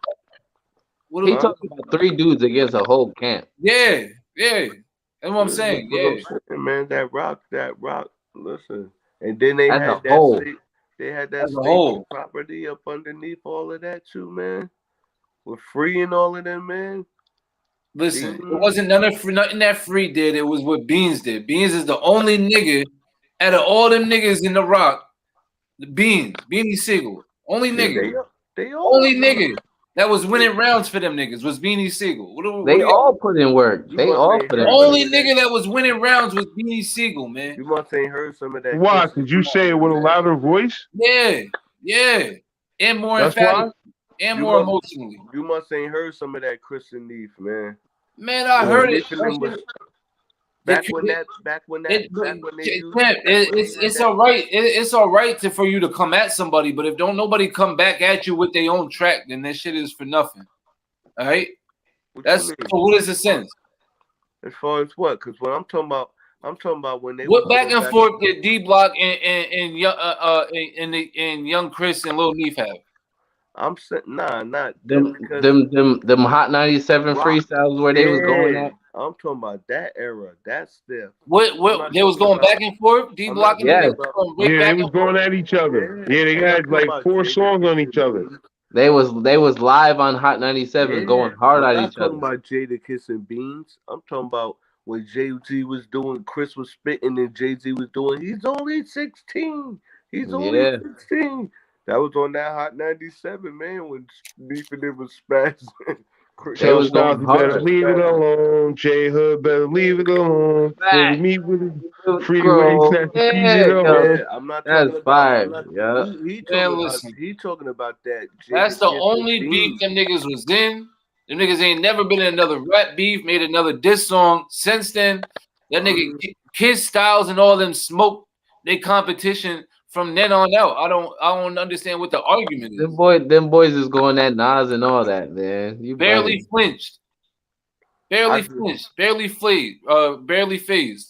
I'm just saying at that point, 94 through 98, that Rockefeller shit was popping, man. Yep, they did enough to get a response at it, Nas. I mean, they was controlling New York at the time. Fact. They was holding all that shit down, man. The Rock. Every week. ROC. Yeah. I don't put them over the Hot Boys, but ROC. Put a meal on. You know what I mean? She was a Kingston resident at one point. What you need? I need a project chick. Yeah. No, what's that song they had? Hood rat chick. She made her debut on Ja Rule song that Can I Get a What? Can I get a what? What did I give you half of my dough? But she was on that other joint with Ice Cube. Jay-Z, man. Ice Cube. Wasn't she on that one with Ice Cube? Nah, bro. Listen to what I'm telling you. A meal. Why you putting Ice Cube in there? Just being belligerent. I thought she was on a song with Ice Cube. Nah, you just being boisterous. Emil had a song with Jay-Z. Yo, look it up. I think she might got a song with Ice Cube, man. Stop it, Phew. No, she don't. Emil and Ice Cube. Yo, this dude is funny, man. What's How that you spell her name? Big. Is it big? Yo, don't even waste your thumbs, man. Yeah, he wasted his gigabytes on the search. Damn, what's the Emil? song? I'm gonna put Emil from Kingston. Emil from Nah, don't even waste your thumbs, man. Yeah, you wasting your time, man. She just went to the high school. Oh, she ain't from Kingston? Nah, she ain't from Kingston, but she did go to the high school. She lived here. Yeah, she lived out here for a little bit. Oh, she ain't from the town then. That shit don't matter. Nah. She went to the high school though. She used to your father used to holler at her. Should stay with her. We gonna be rich. Yep. Back then her teeth was all messed up though. Yeah, her teeth was really crooked and all of that. So she got that bad. Ain't that a little retainer or braces can't help out? Yeah. You see what Jay-Z did to her? He hooked her up. You see, till you get that bad, in that video, she had good teeth. But then I heard that she winded up having to see. I heard she winded up having to see with BG. B Jizzle? The Hot Boy. See how the Hot Boy come full circle? I told y'all, man. Yeah, but he was a fiend. Wait a minute, man. Wasn't he a dope fiend? He was a fiend at the time. Why are we talking about a dope fiend right now? Like, why is the conversation strong on a nigga that's strung out on a girl and boy, man? Why are we doing this? I don't know. Everything 360. Yo, 360, man. They brought it back to B Jizzle. Brought it back to BG. Wow. How he went from inspiring the culture to being the fiend, Mo. Let's talk about it. Yo, it happens, man. Look at them new niggas. They tell you to pop a perk 10 and kill the world. What are you talking about? That's the wave. Pop a perk 10, kill the world, they tell you. Weird ass niggas. Fact. You gotta start directing where your kids' $10 goes. That's a fact. Yeah. Make sure they get a good bag of weed, not a damn good couple pills. Right. Nah, just invested in notebooks and pencils and books and them kids is not gonna spend their $10 on notebooks and books if they buying. That's why he said we gotta start watching where they're investing in their $10. Listen, if we're gonna direct them, that's all I could tell you. They're gonna do it anyway. Just don't do that shit. Smoke some weed, leave it as it is. Damn. Leave them pills alone. That's all. I mean, they gonna do what the shit's on TV. It ain't like you can just say, "Yo, don't do this stuff." They're gonna turn the TV on and see it anyway. So you gonna tell your own that to smoke weed? I mean, I'm gonna tell her not to, but if they do, I'm gonna be like, "Yo, I prefer you to smoke home, in my house, in the luxury of my own building, not getting high out on Broadway, right? Getting in trouble and shit, trying to be cool with a bunch of dudes or something, you know." Why I'm not going, you know what I mean? I'm not going to say don't smoke and then assume she's never going to smoke. It is what it is. You're going to smoke. You know, it is what it is. Just smoke home. Bring your batch home. Let me check that shit. Let me get my 10% and we keep it moving. Oh, and then you could give her a CD of What's the Hot Boys first group? What was their first group? True. Why would first I do song? that? They are the first group. You mean the first song? No, that was Master P and then that. True. Yeah, true. There, that was true. Oh, okay. I thought that was the Hot Boys and then. Nah, Master P and them don't even come close to the Hot Boys. They better than the Hot Boys. Some argue about that. No Limit. Some people argue with. Argue about that. Hell yeah, they will. There ain't no Limit. Yo, No Limit had a better career than Cash Money. Some people argue that No Limit. Yeah, they will. They did not. Silk yeah, they will, man. Some people argue that. Shocker and them niggas did not have a better career than no Lil Wayne. Them niggas ain't got to rap. Niggas ain't got to rap. That's the difference. Murder, Fiend, and them niggas. Them niggas, man. Did not got a better career than them. No, they don't have to rap. No, they did not, man. Mystical in them? Nah, man. Stop it. Man, listen to all them artists I'm naming, man. And add them all up, they still ain't sell as much as what Wayne and them niggas done sold. You better stop that. I don't know, man. I don't know. I ain't listen. I don't know. Add it up. I bet if somebody Googled that, it might be close. It might be close, man. There's a difference between saying what Master P sold and what No Limit sold. Master P sold a bunch. His niggas ain't sell shit. Them niggas is trash. They ain't sold no. They all went platinum. What do you? No, they did not all go platinum. See? I thought they did too. I thought they all went platinum too. These niggas did not go platinum, man. No, they did not. All went platinum. No, they did not. They all went platinum. Why you think? Who did? All Masterpiece dudes was in the magazines back in the day. Source magazine did not go platinum. Silk the Shocker did not go platinum. Yes, he did. Yes, no, he did not. Name one Silk the Shocker song that was on a platinum album.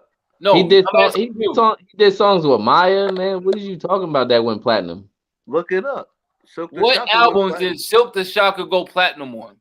Every album he had. You're wrong. You're out your damn mind, champ.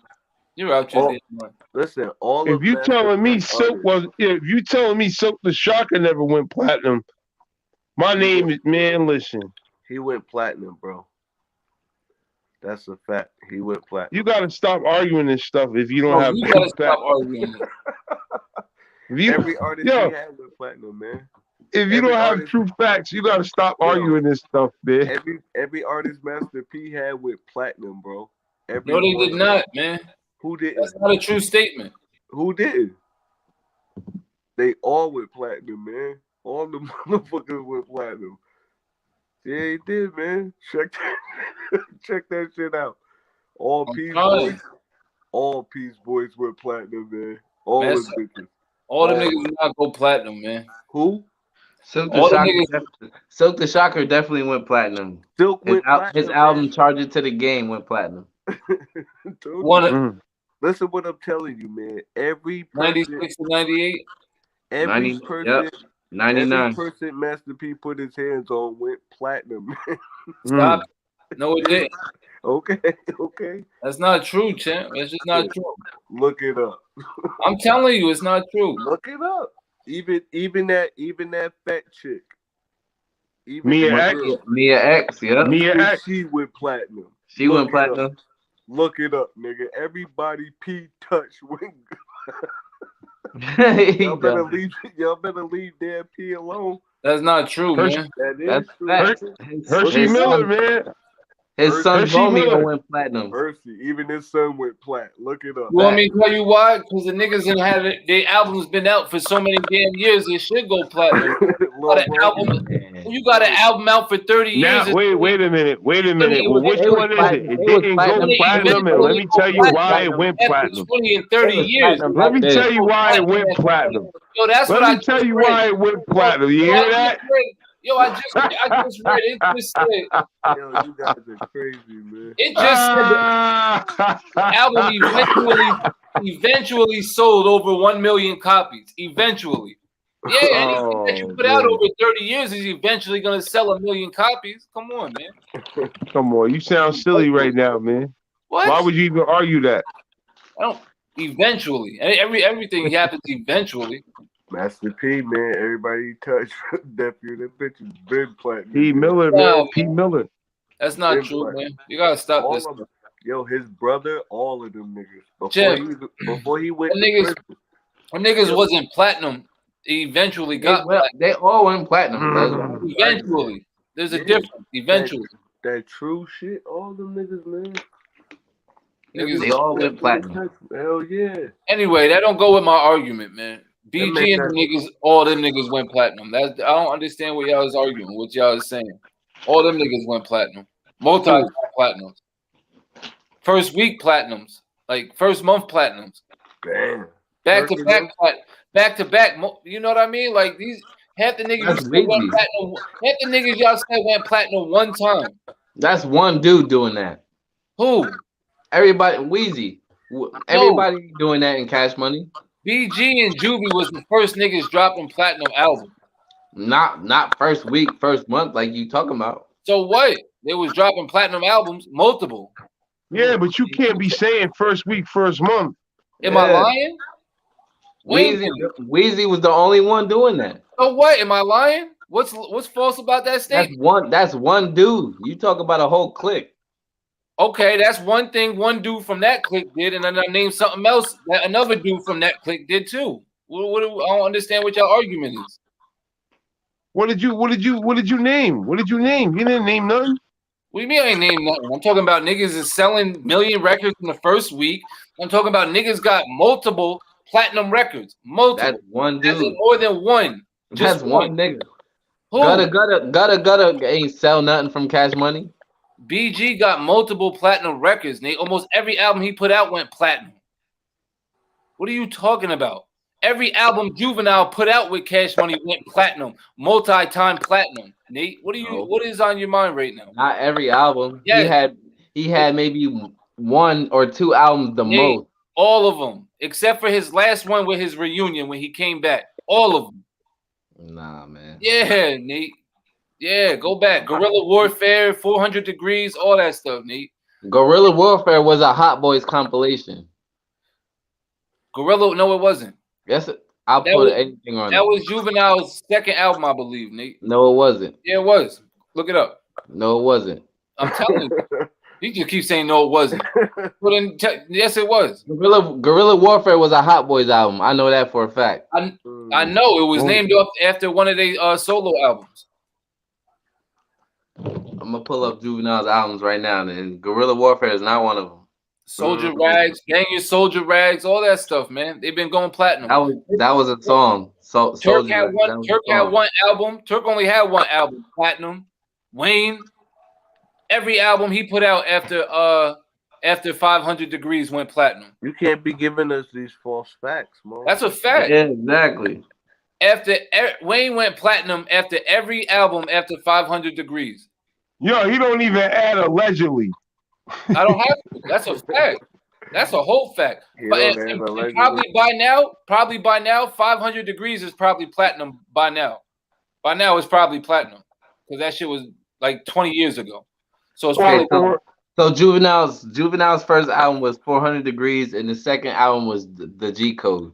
No, his first album was not 400 Degrees. His first album ever that before he was known was Soldier Rags in '97, but he wasn't known then. Thank you. Then the G Code. Then 400 Degrees. No. Yes. That was the third album, Nate. Ooh.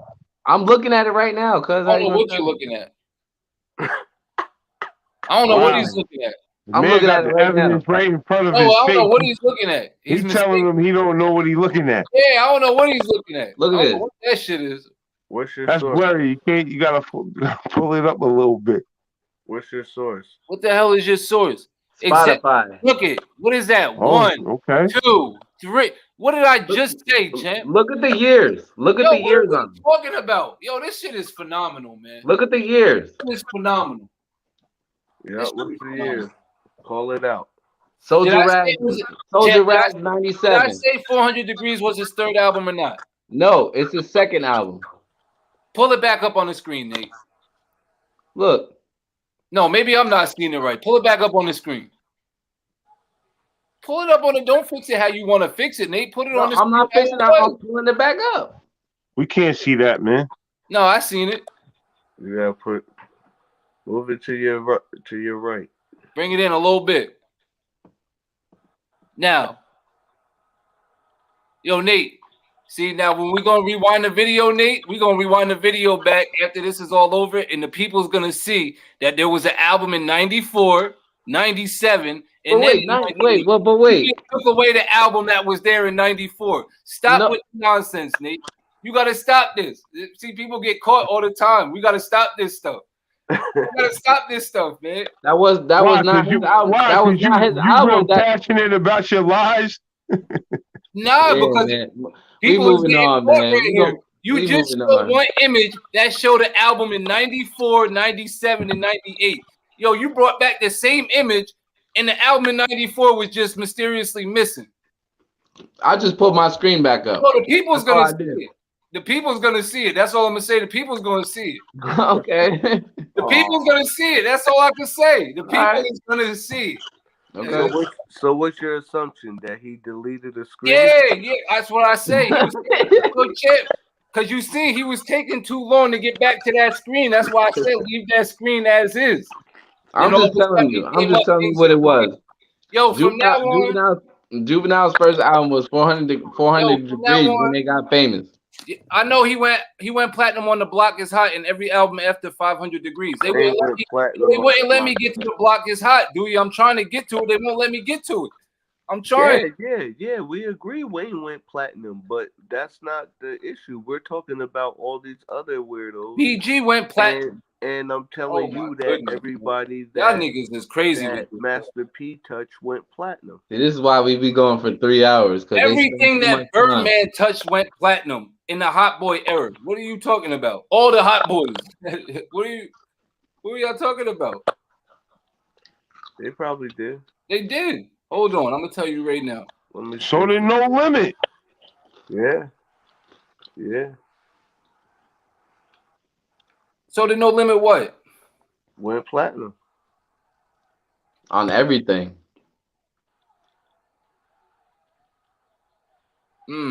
All I said was No Limit did more than Cash Money did. No. Period. As a whole. I was just trying to get to the platinum albums that BG had. That's all. No Limit put on for the whole South. He went platinum in 2000 with Checkmate. He went platinum 99 with Chopper City in the Ghetto. He went platinum in 97. It's All on You, Volume 2. He went platinum in 97 two times. Oh, no, I'm lying. That's all one album, Volume 1 and 2. He went platinum 96, Chopper City.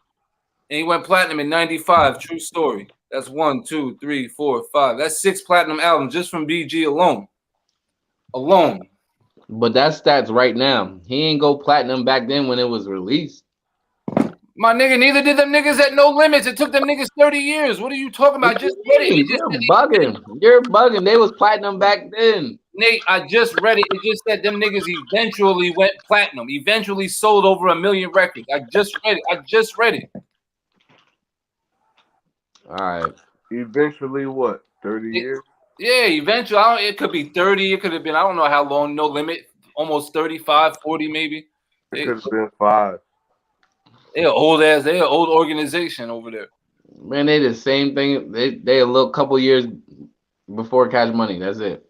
Nah, they like 10 years before Cash Money. Nah, bro. It's like 10 years before Cash Money. And then the owners got like almost the same bread. But yo, let's go into our sports topics, man. Yeah. Get through this stuff, man. Tired of leaving off this music. We'll start off with our top 3. You ain't leaving nobody. You leaving yourself. Oh, I'm leaving y'all, man. When it comes to this stuff, leaving yourself. You leaving your own mind. Y'all giving out false. You're giving out false information. No, I'm not. You're giving out information with no facts, no details, no descriptions. Yo, do you? It's on the whatchamacallit. It's on the link. No screenshots. None. Do you? It's on the link. Yeah, tell them you click the link in the comment section. Do you? Whatchamacallit? Oh, there you go. You gotta pull up your information, cause Nah, y'all niggas is lying all the time. You do. There we go. Hold on, man. Y'all silly. Y'all killing Okay. me, man. Y'all really killing me, man. Here we go. The statistics, you're killing me, man. Here we go. You're really killing me, man. I love it. Told you. You're destroying it. Just go to the sports because you just fumbled the whole music bag. Yeah. Wow. Told you. I know. They're crazy. Yo, Junior, they're crazy. They're not you're crazy. Yo, Junior, they crazy not supporting that hot boy movement, man. These niggas but it's pretty even though. It's pretty even. And No Limit in 1 year they put out 22 albums and they all went platinum, bro. Thank you. Wow. Thank you. in 1 year. Thank you. You're looking at it right now? No, I know these things. No, you're looking at it right now. I already looked these things up. Like I gotta know. No, I gotta know. Reports on like I'm gonna have. I looked this stuff up years ago. That's my era. That was my era. So when I tell you that, I'm gonna have to look that shit up. Out of them 22 albums, how many of them was Master P's? I'm witnessing this stuff, but he's only two of them was Master P's. He came out with MP The Last Don, and he had another joint, and they came out with like the Ghetto D. Boys. Ghetto D. But all those 22 were under the No Limit label, man. Listen. And I did say a falsehood. We're done listening to you, man. We're done listening to you, man. Name them 22 albums. They all didn't go platinum. I could bring them up for you. I'll wait. Oh man. What are we talking about? Serious? Y'all niggas talking about a bunch of nothing. Like, I don't know what y'all talking about. 22 niggas went platinum. Nigga, who is these niggas? He just told you. The 22 niggas is these niggas. He just told you. Y'all named 22 niggas from No Limit Records. Y'all said 22 albums. He didn't say 22 niggas. He said 22 albums. What? 22 albums. He didn't say 22 niggas. He said 22 albums. My bad. I had the year off. The year is off. It was 1998, not 97. They put out 23 albums. Now everybody 23 albums. But they went platinum 20. They went 24 platinum because some of the albums went double platinum. Now I'm gonna for you. You got Young Bleed. You got Silk the Shocker. They went platinum that year or eventually? That year they all went platinum. That year they didn't all go platinum. Let me rephrase that. But if you count it all up, they went 24 million. But some people sold 500,000 and some people sold double platinum. Master P to MP The Last Don went double platinum. Misguiding the people by saying that everybody went platinum and all the albums went platinum. Yeah, no, they didn't all go platinum, but everything comes back full circle, man. Talking about nothing. And they sold 23 million. Listen, but what I said was Vital. All of the artists he put out went platinum. Maybe not that year, but all of the artists Master P touched went platinum. Every one of them. So did Birdman. That's what I had said from I said so did Birdman. That's the same argument. So did Birdman. I mean, no. In that era, that Hot Boys era, so did Birdman. Cash Money's way over No Limit, actually. I'm trying to tell these niggas. In that time span, I'm trying to tell these niggas, man. They came up after them niggas and took over New Orleans, man. Like, come on. No, they did, but I'm just saying they continued. And not even that. They was more known commercially than No Limit Records was. They was just out there. They was the first niggas out there that niggas in New York was seeing like that with their cars and their rims on their cars and their money and all that and all that shit with all that stuff, man. You gotta remember Nicki Minaj and Drake and these people was under Cash Money too. Yeah. Later on. Yeah, but that's part of their legacy, so you can't really say that No Limit is really fucking with their legacy, you know? I mean, who's the part of Master P's legacy? Then again, you got No Romeo, Limit, right? You got No Limit doing movie productions and yeah, because that outweighs a lot of that rap shit you're talking about. No, that's a fact. Especially when you got I don't know if it outweighs it. I don't know. It doesn't necessarily outweigh it. It doesn't necessarily outweigh it if it's not successful. Now when you got a Drake level of success, like And a Lil Wayne level of success and Nicki Minaj level of success. That's and you stealing their profits. He on a different level with that stuff, man. Way different. No Limit shit still eating. The Cash Money shit is still eating, champ. Come on. Yeah, that's a fact. Yo, they'll probably play more. They'll play more Cash Money stuff on a throwback song than they would a No Limit. They would do that. I would hear a Juvenile or a Block is Hot or a Bling Bling before I heard the Ice Cream Man or whatever. You know what I mean? You would hear that before that or Bout It. That's all preference. I'm just saying if you on the radio, even if you listening to the radio, whatever, you more likely to hear a Cash Money song than you will a Master P or No Limit song. You're saying good era though. Yeah. At that time when they both was putting out music, not that right now. If you was to put on like a throwback station from the 90s or whatever, from that region or just whatever throwback, you're gonna most likely hear a Cash Money song before you hear a No Limit song. Yeah, you can't really say that. Nope. Exactly. You know how I know? Because I only know this. Can I tell you how I know? Can I tell you how I know? Because I got the Sirius XM and I got that throwback from the 90s, and on there, all you hear is Cash. You don't rarely ever hear no limit shit. You know what I mean? That's the only reason. That's why I say that. Yeah, but that's not, and you know what I mean? How is that? They're not going out their way to say, let me just controlled radio. That's controlled radio, though, man. All radio is controlled, but that's a small sample size because you don't know. It is. That's my sample size. That's my sample size, so to speak. You know. Yeah. That is. I agree with you. Get to the sports though. I want to hear what y'all got to say about that. We all go to sports. We got a whatchamacallit. We going top 3 6 men. We're gonna go with our top 3 6 men. We're gonna see who did their homework. Who did their homework tonight, man? I didn't know. All right. I'll come off the top. This is a preference. This is a preference. Like, what were you in a competition for? It's a preference, but it's still you got to do homework, bro. You got to do homework. You're just gonna come and say, "Oh, this is my favorite, and that's my favorite, and when somebody say why, you're gonna explain why. You're gonna be descriptive. You're gonna be descriptive, but they don't gotta be competitive. Wait, yo, bro. Well, you take it how you take it. I'm gonna take it how I take it.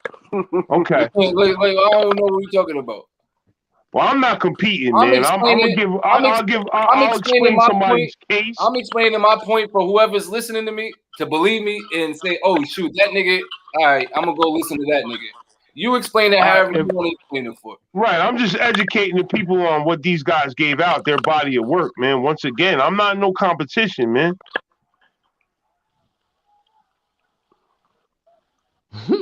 And I'm going fly on the wall right now. Huh? I said, and I'm just a fly on the wall right now. You going? Okay. He don't ever want to be in a competition. I don't know what he's talking about. I mean, it ends up in a competition, which is cool, but let it get there. Don't Because if you're gonna come out and say J.R. Smith, like that's a terrible argument. That's a terrible argument. That's a terrible argument off the top. You would have to explain your case for JR. No, you would have to argue that case in JR. That's why I'm saying. You know what I mean? Yeah. I don't think nobody's gonna have him. Let's see who did their homework. You're gonna say J.R. Smith, then show me that you did your homework and tell me why that's J.R. Smith. How that's a competition? Show me you did your homework, bro. Okay. Because it's like, all right, homework would be like, okay, like in terms of who's giving out the information or what did you learn about these guys, right or wrong? The homework is what information that you're giving to the public. What did you learn about? So if you have to have information, that means you would have to have recorded documentation or descriptions of what these guys did. You want me to go first? Somebody. Right? All right, so number 3, I put number 3 for me. He was a 2-time 6th man of the year with the Pacers. I went with Det Left Shrimp. and how you know in his two 6 man of the year seasons, he averaged in them 2 seasons combined 16.7 points, 8.8 boards, 3.8 assists, and 0.8 steals. You know, I went with Detlef. Other than the other two, he's the only multiple time 6 man winner out there. Other than who? Other than Jamal and Lou. Okay. And number 2, I put him number 3 because he's not as explosive. I mean, he's more so of a big, you know what I mean, than the other 2 that I had. So you know he would probably have more rebounds and stuff. These niggas is more so scorers. Number 2, I went with Jamal Crawford. No, I fuck with Detlef. I remember Detlef. Number 2, I went with Jamal. He had he's a 3-time 6 man of the year, 2-time with the Clippers, 1 time with the Hawks. In them 3 years, he gave you 16.9 points, 2.2 boards, 2.8 assists. You know, he was a little bit of a factor over there with them Chris Pauls and them Blake Griffins and stuff like that. But as far as that, that's pretty much where his career stopped. He's just like a long career journeyman and shit like that could put up high numbers. I got a quick question for you. Just go ahead. Is it like did they have to be a 6 man for like their whole career, or they played that? Just doing like the best 6 man, like just who you think is the best 6 man. Like did they have to play when we go from 80, I think we went from like 80 to now or whatever. You feel what I'm saying? Because some players they jumped in that 6 man role and they ended up being starters. Right. No, As long as they started enough games as a 6 man, they could get counted as a 6 man. Gotcha. All right. That's all I wanted to do. Now like for instance, like James Harden, like for me, I wouldn't put James Harden on there because he got 1, and then after that, he was you know what I mean? He was an MVP. Right. But you could throw an Andre Iguodala on there though, like. It's possible. Yeah, if you know what I mean? Even though he was a starter over, you know what I'm saying? Most of his career, yeah. Like, you know, he's got several seasons as a Pine Rider, an important Pine Rider. I'm gonna give y'all my number 3. Hold on, number 1 for me, I would have to go with sweet lemon pepper Lou. Lemon pepper Lou, okay. Yeah, man. 3-time 6 man of the year, 2 times again with the Clippers, 1 time with the Raptors. He gave you in them 3 years 19.3, 2.4 rebounds, 3 assists, 1 steal, and he shot 35% from the 3. You know, Lou. He's a I almost forgot he played on the Raptors. I almost forgot he had that 6 man of the year. But yeah, he was over there though, Lou.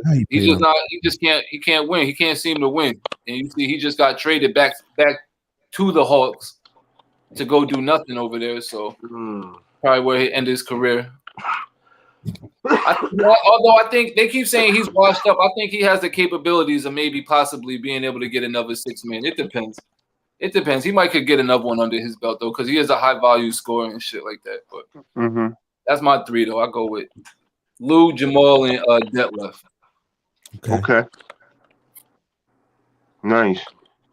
I like the Detlef. I don't think nobody expected that. I know they didn't. Yeah, I like that. I like that a lot. Seattle. Supersonics, but he got that while he was on the Pacers. He was an Indiana Pacer too, wasn't he? Yeah, he got them on the Pacers. He started off with Seattle though. Absolutely. Yeah. He got them 2 6 man of the awards on the Pacers. Oh, that I'm talking about. Okay. Yeah, he got him on the Pacers. Yep. Okay. That left front. Yeah, he was nice. Drago. He looked like Drago a little bit. He looked like Detlef. Somebody looked like that. He goes. All right, I'm gonna hit y'all with my number 3 for my top 3 6 man. My list consists of number 3, the microwave, Vinnie Johnson. Okay. Yeah. Okay. He got 2 rings. He averaged 25 minutes, and you know within those 2 rings as a 6 man, 14 points a game as a career. He averaged 12, 3, and 3. you know, a lot of 6-man they don't have rings, so you know that's why I chose Vinnie Johnson as my number 3. Hey, the microwave, man. Microwave. I like that. And he's like an all-time great too. Yeah, he played with Isaiah, Joe Dumars. He's with the Detroit team. You know, he's part of that dynasty. The bad boy Pistons. Yeah. Bad He was boy. in somebody's stomach. You never see. Yeah, microwave was all right. He was in somebody's stomach, man. You ain't seen the damn microwave. Yeah, microwave. Shit, what you mean? That's my era. I was born in '85. I might not have been watching it, but I had to do my homework. I just added to it a little flavor. I've seen it. You know, I've seen Vinny and them, but that was Lamb. But see, that was my last argument on the last show. When I said we ain't watching no Kareem Abdul-Jabbar's, you know, so we can't even talk about that. That's why I said on the last show. Yeah, but you learned to see Isaiah. But just footage of them boys, you could have seen them. Yeah, Isaiah and them. These Wilt Chamberlains and all them dudes, I don't want to hear nothing about them. Yeah, dude. Dude, that's what I was telling them. Nah, I don't want to hear nothing about them boys. He's acting like niggas don't go YouTube. He talk about watching Walt Frazier. Come on, man, ain't nobody going that deep. Yo, Champ, I told him, bro. Yeah, that's too deep. That's too deep. Not if you're a Knicks fan. Nah, that's too deep. I watched both the Knicks final series. Yeah, that's all the footage. That's it, though. There's not like more. You know what I'm saying? It's like you can watch. That's enough for me. I got to watch them in the '80s. You could watch like all the games. You know what I'm saying? No, I agree with you. But back in those days, they only had the finals. But when he said that you ain't watched Walt Clyde Frazier, I did. I watched him in the finals. Them 2 finals. I watched them series. I watched them. I feel you. I watched my Knicks win the champion. I watched all my teams, my favorite teams. I watched their championships. Hey, but like I said, I had to do my homework with that one, man. You know, 6-man is kind of a hard list to do. So, you know, a lot of people look at the top 5. A lot of people don't look at the number 6. You said you had to do your what? Your homework. I had to do my homework with that, you know. I just got flamed for saying that. You got flamed for trying to make something a debate. This guy is terrible. You got flamed for trying to make a subjective opinion. You got flamed for trying to make a subjective opinion into a argument. No, because at the end of the day, this is all subjective, man. This is all can be debated. Exactly, bro. That's exactly. Yeah. I'm telling y'all is right. I don't know what y'all want. I don't know what y'all is saying. In my mind, we'd be here all night. We'd be here all night debating. I don't know what y'all talking about. Y'all is subjective. To me, what I'm telling y'all is objective. It's objective to me. Man, that's irrelevant. But my number two, I'm gonna go with Manu Ginobili. Oh, I like that. Nice. Okay. Multiple championships, part of a dynasty. You know, 3-time 6-man, average 19 and 4. You know, he had classic games. 19 and 4. Where at 19 and 4? Hold on. I'm stuck on the 6-man. He got 3 6-mans. Yeah, he do. Does he? 3 6-man what? He got 3 6-man awards. No, he does not. No, that's what I was just going to I was looking it up because Look it up. No, he doesn't. Well, I'm looking at it right now. He doesn't have that. He doesn't have that. He only has 1. That's incorrect. He doesn't. Maybe 3 selections. Maybe three selections. Maybe they thought of him 3 times. He ain't win that award. Right, they thought of him. Like the year that he won it, he averaged 20 points a game and 4 rebounds. Okay. Off the pine. Off the pine. Okay, nice. You know, like I said before, part of a dynasty. Played with Kobe. You know, classic games. Clutch. He played against Kobe. Played with Kobe. In Kobe's era, he's trying to say, man. He's trying to say he played in Kobe's era. He played with Kobe. He battled against Kobe. Like, classic games. What they called him? They called him the White Mamba, didn't they? Yep, sure did. Sure did. Yep. White Mamba. The White Mamba. And my number one is Jamal Crawford, man. You know, Okay. that's probably everybody's number one because at the end of the day, he puts in his work. You know, even though he was a journeyman, he played on a couple teams, but he still, as a career, he averaged 14 points, 2 rebounds, 3 assists. That's not bad coming off the pine, you know, with multiple teams. Sure, I like the man of Ginobili and Vinny, man, too. That was awesome. Me too. That was awesome. Me too. I appreciated that. Yeah. My bad if I was wrong with the 3-time winners, but that's you know what my sources say. Yo, you took a hard time accepting that, you know. In all honesty, if I'm wrong, I'm wrong. I ain't gonna argue that. If I'm wrong, I'm wrong. Okay, all right. But that's just what my sources say. I'm gonna argue. You're gonna have to show me your source, not you, Nate. I'm saying me. I'm gonna argue. You're gonna have to show me your source. Right, naturally. I don't mind. Who's up next? Who's up next?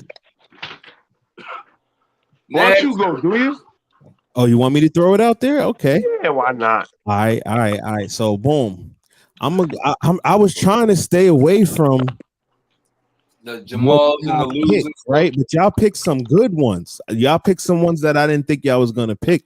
So I'm gonna change it up a little bit. So I'm gonna go Tony Kukoc in my 3.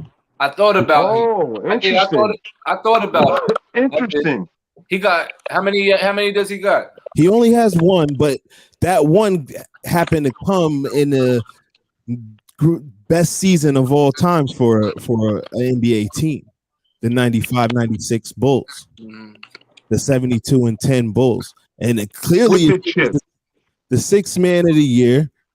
He had to play a huge part in, you know, the Bulls' success. Right. That's that Bulls. Hold on. That's that Bulls with Jordan that was on it. Yeah, 96. Yo, how much he averaged? Did he average 4 or 6 or 8 points like the people was telling me before? He gave you a nice 13. Oh, okay, impressive. It was telling me nobody else other than Jordan and Pippen averaged 10. Oh. Yeah, he gave you 13. No, nobody ever tell you that. No, you didn't say that. Yes, it was said. Oh, they is more than one person. It was said. That's all I'm saying. It was said. Oh, okay. He gave you 4. He gave you 4 rebounds, 3.5 assists. He's shooting 40% from the 3, and he was shooting 49% from the field. Yo, everything comes back full circle. I like that. Tom, we like that. We like that, Tom. Okay. It comes back full circle. I like that pick. You know? Okay. So yeah, the number 2, I had to go with my Manu, man. He already gave out the stats, you know. Okay. What is Manu, a 4-time champion? 3-time champion? 3 with the Spurs. That's probably what I got picked up. 4-time. We got one in 2003, 5, 7, and 14. Manu. Wow. Plus he's, you know, European World League stud. Where you want to go? He took down the Olympians that, you know, took down Iverson and them boys. Right, Argentina. Where you want to go? No Sione, man. Yeah. Home. Manu. So then I'm number 1. Y'all might laugh at me, man, but I grew up loving his game. He's out of Queens. He took a champ. He took Kobe, helped Kobe get a chip. I go with Lamar Odom, man. Okay. Street baller, Queens, New York, you know? Nice. Lamar. Nice. Lamar Odom, okay. Nice. Okay. Respect for Lamar. Chip winner. Hold on. Listen, I'm coming right now. I probably caught him. I haven't heard Robert Ory's name in none of this. Yo, you could probably throw that in there, man. I mean, I went with. I'm gonna give off my list right now. Okay. I went with was that your number 1, right? Yeah, that was my number 1. Okay, so I was gonna throw out the stats, but you know Lamar, man. I fuck with that's a great pick. What do you got? 2 pieces? Yep, 2 pieces with Kobe. Okay. Yeah, I like that. Wait, and then what did he was like what 13-9 in the playoffs or something crazy? 14-9, 14-8. He was 12-9 in the playoffs. See, I knew I was somewhere close. Come on now, I know my stuff. Whatever Kobe was, Yeah. that's what he was. Stop that shit. He was whatever Kobe was in the playoffs. He was giving you 50% from the 3, 52% from the field. Wow. In the playoffs, we talking Lamar, man. Lamar, put some respect on his name, man. Oh, man, I feel like some of these stats is inflated. Yo, man, you want me to take a screenshot? How many 3-point attempts was he taking? How many did he take? What's going on here, man? Lamar was an all-star at one point. 51%. What's going on here, man? This was just the playoffs, man. It was 23 games. I feel a little inflated, man. Wasn't Lamar an all-star at 10 threes? If he took over 10 threes in 23 games, it's legit. 10 threes in 23 games? Is it legit? If he took it, Can we credit him? Yeah, I don't know if that's enough attempts. In 23 games, 10 attempts? I mean, yeah, can we if he got 10 made threes in 23 games, can we credit him? What is his attempts? If the man is shooting 50%. So he's taking 23 in 23 games. I guess that's all right. That's almost a 3 a game. He's taking a 3 a game. So if he takes 50 shots, he's hitting 10. So he hit 10 or 13. 13. He's hitting 13. 13 out of 16. I mean, hey, yeah, it's about a 3 a game. I guess that's all right. I just wanted to know what that was. I felt like I'll pull it up for you. No, I felt like that was like 18 attempts and he made like 9 or something. Yo, he likes this stuff. Look, he's pulling it. Yo, he's pulling it up for you right now. This is what we did. This is why we got him. We hired him for this. He's pulling it up for you right now. He took. Okay, so he took almost 2 a game, 1.5. Nice. 1.5. He took 1.5. 1.5, yeah, almost 2. All right. So 13 for 26. All right. Yep. Lamar in the playoff. You gotta respect it. Yeah, you gotta respect it. Then hold that. Lefty. Hold that. His career ain't turned out too good, but I respect it how it started. We talking about Lamar Odom over here on the Clippers? No, we talking about Lamar Odom in the. We talking about what you said is correct. Lamar Odom on the goods with Quentin Richardson and Elton Brand. Lamar's career ended at the brothel house, bro. You know. It ended in Vegas. It ended in Vegas, man. It was over. Yeah, but that wasn't the end of his basketball career. Ended his life career. He wasn't. Nah, he's living. He's doing all right. He bounced back. He relapsed a couple times and bounced back. Listen, man. Box. Shout out to Lamar Odom, man. Stay healthy. Yo, he's about to box. Y'all know that? Yeah. I heard. Aaron Carter's brother or some shit. Yeah. He said he want revenge for what happened to Nate, bro.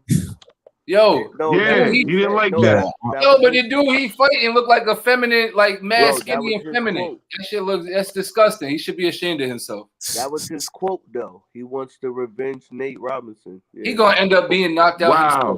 I don't want Lamar Odom going to get revenge for me. I don't want him getting revenge for me. He's about to fight a pop. I don't want Lamar. He's gonna be out there high as hell, getting his ass knocked out. He's about to fight. I hope they gotta take drug tests before they fight. Yo, you heard me though. We need to be healthy. I can't hear you. I would like to. I think he's gonna win. He's about to fight a pop singer. He's Aaron pop Carter. singer. Yeah. Nick Carter from the Backstreet Boys brother? His little brother. Okay. Yeah. Man, little brother might knock Lamar out, man. Man, what's the ticket they getting to embarrass themselves like that? This is what I want to know. Check out the crazy ironic part, right? So Lamar is what, 6'10", 6'11", and like 260 something pounds. Homeboy is 6'1", 160, and he weighs like 170 something pounds. What the hell? Yeah. They got gear on and stuff, or just Bro, you gotta. I seen it. I seen. It's both that of celebrity them. boxing shit. I seen both of them training online. Oh, Yeah, you should have seen the training. Oh man, wow, that's crazy. Yeah. So you saying Lamar weighs 100 more pounds? Yeah, easy. Yeah, and he's what 8 more inches taller. Yeah, almost a foot. Yeah. Why is that kid taking that fight, man? He knows something. I don't know, man. I guess I don't know. He gonna hit Lamar in the stomach. Must be the right ticket, man. Telling you, man, he knows something. He gonna knock Lamar clean out. He gonna hit Lamar in the stomach. He gonna fall through his knees. I don't know why everybody wants to fight in boxing. The right ticket, anybody will dive. Yo, man, everybody take a bag for it to get knocked out, champ. Everybody take a bag for anything at nowadays, champ. That's yeah. People will get that, chase that bag. Take that bag for anything. Fuck that. I ain't getting knocked out for no reason. Hey, yo, let me get into my list. Y'all might find this pretty interesting. Not to cut y'all off or nothing, but to cut y'all off, so because we in time. So check it out, right? Yo, my number 3, man. It comes as no surprise, yo. I went with Lemon Pepper, man. We talking about Lemon Pepper Lou Williams. We talking about a 3-time award winner. You know what I'm saying? Of the 6-man. 14,984 points, 3,601 assists, 915 steals. The man shot 42% from the field for his career and 84% from the free throw line. We talking about Sweet Lou Williams, Lemon Pepper. What, yo, what I mean? why you said the whole all the Hey, yo, listen, man, you don't gotta worry about all that, man. I'm just curious. That's what makes me vital reason. I'm trying to break it down. I'm like, yo, 10,000. How many points? Listen. That's what makes me listen. That's what makes me vital reason. You know what I'm saying? Because I started coming with all the stats and the facts and all that, and breaking it down how I broke it down. Okay, that was cool. Now everybody comes with that. So now let me come with what the body of work, what they did collectively as a whole and total. To be different. I do it to be different. So they already heard the points per game.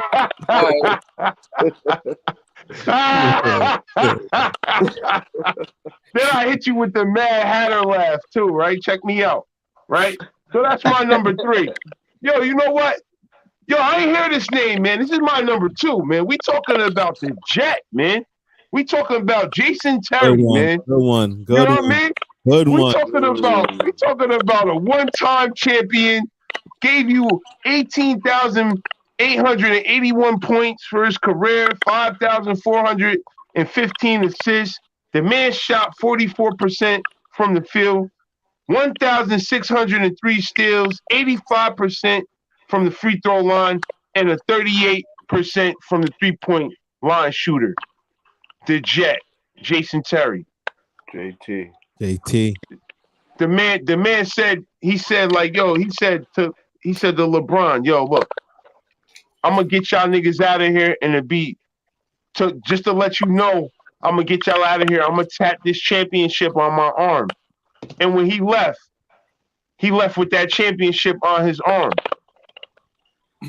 So I like the Jet. I like the Jet, his body of work. And then number 1, man, we went with Jamal Crawford as natural, man. We talking about a 3-time 6-man all-award winner, 19,419 points, 4,541 assists, 1,179 steals, 41% from the field,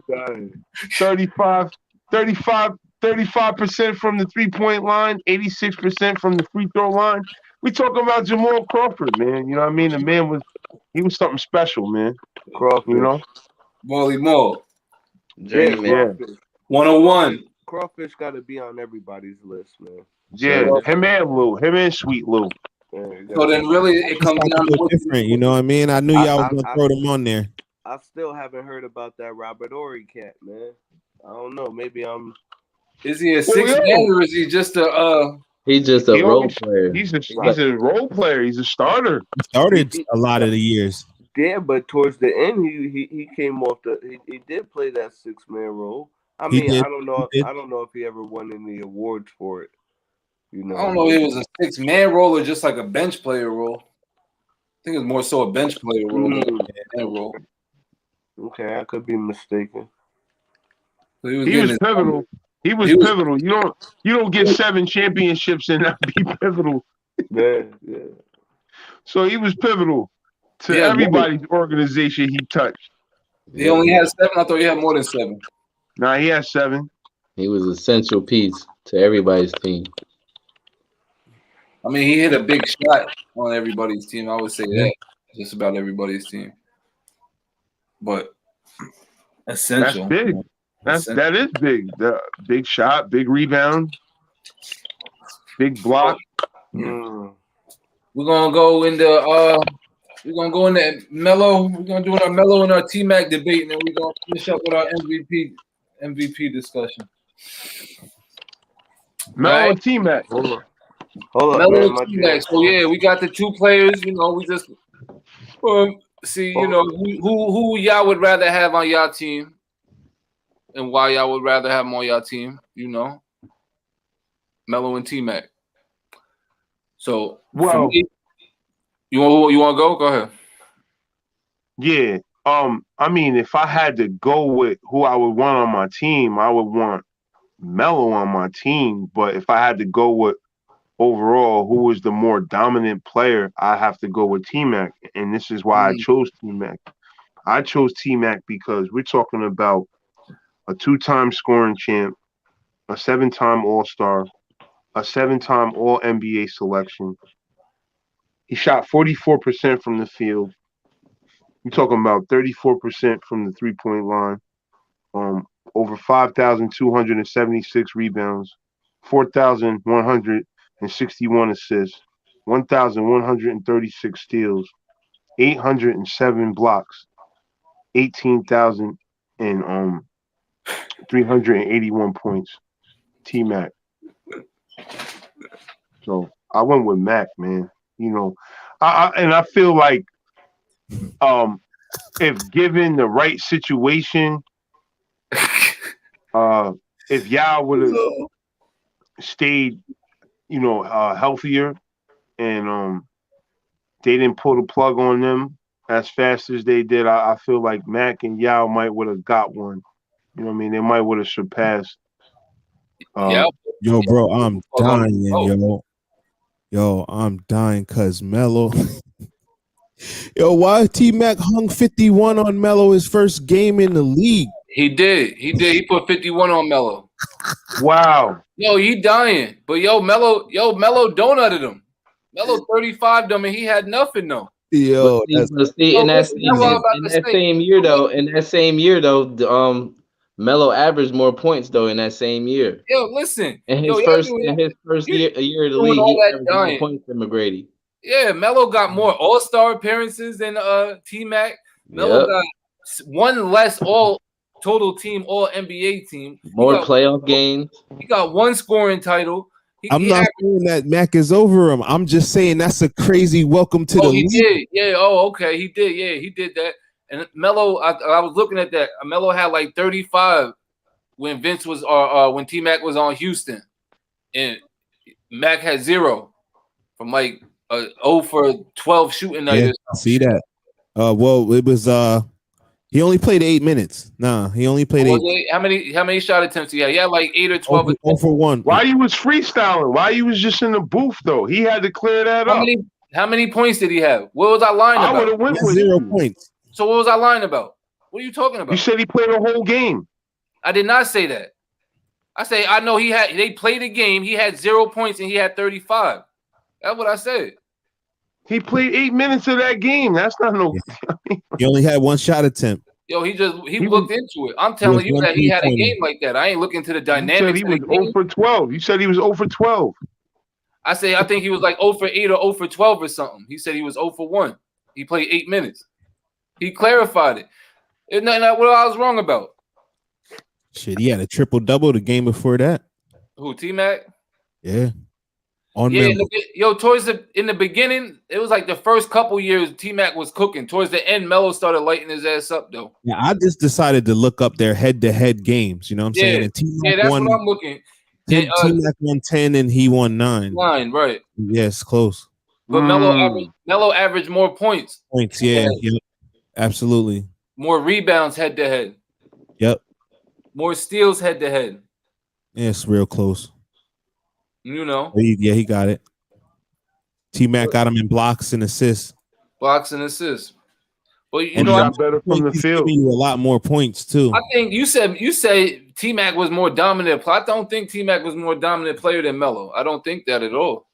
I don't think that. I never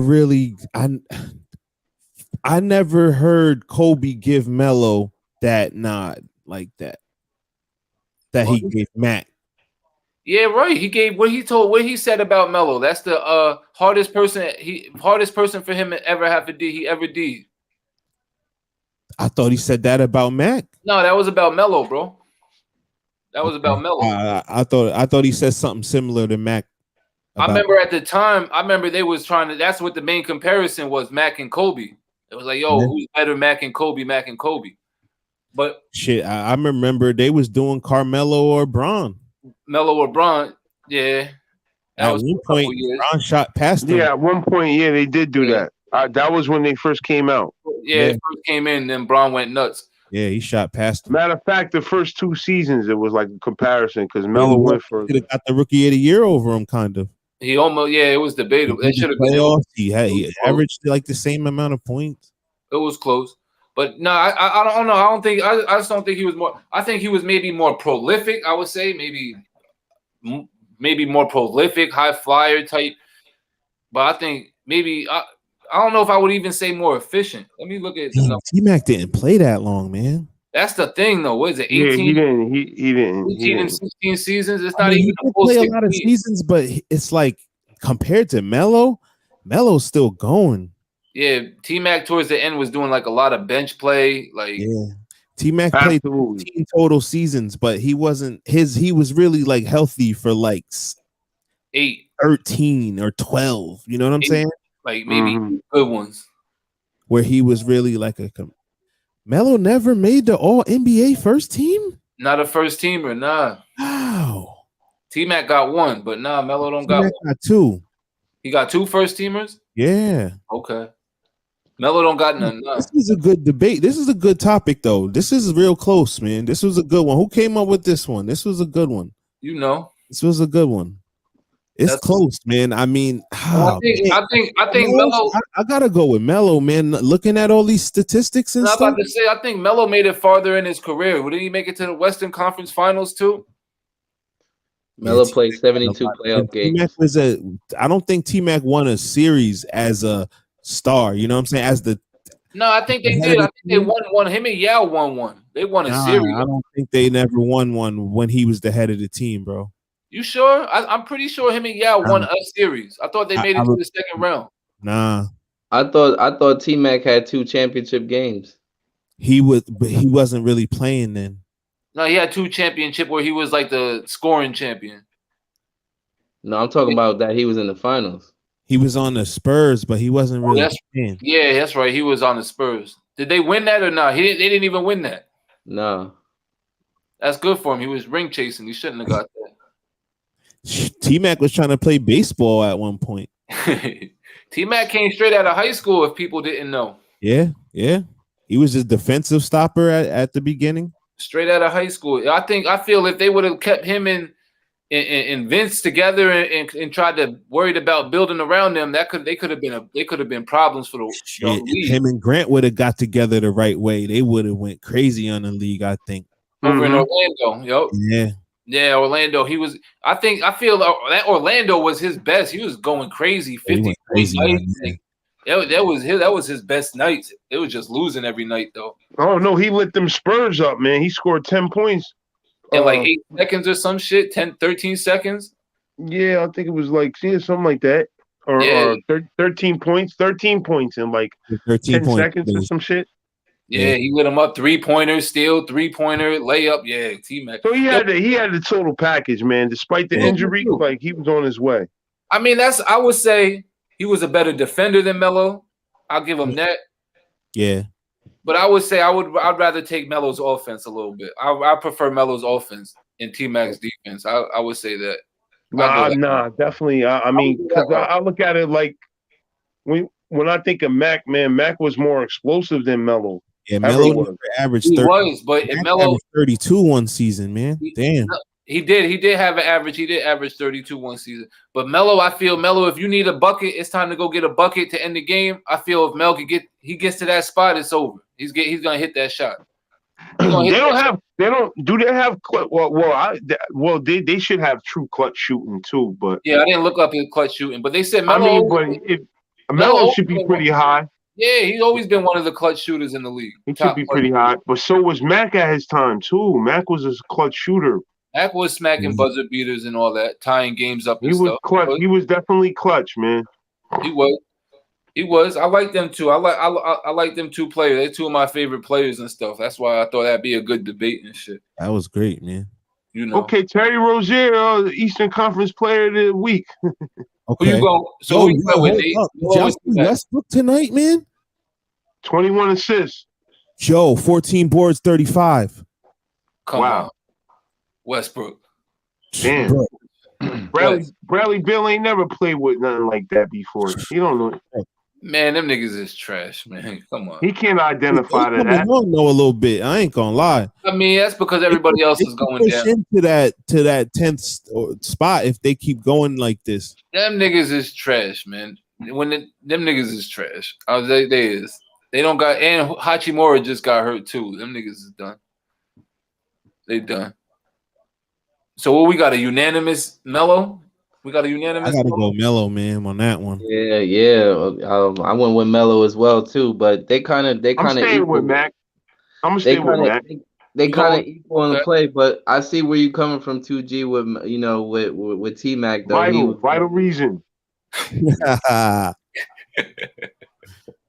what it say up there in that top right corner, man.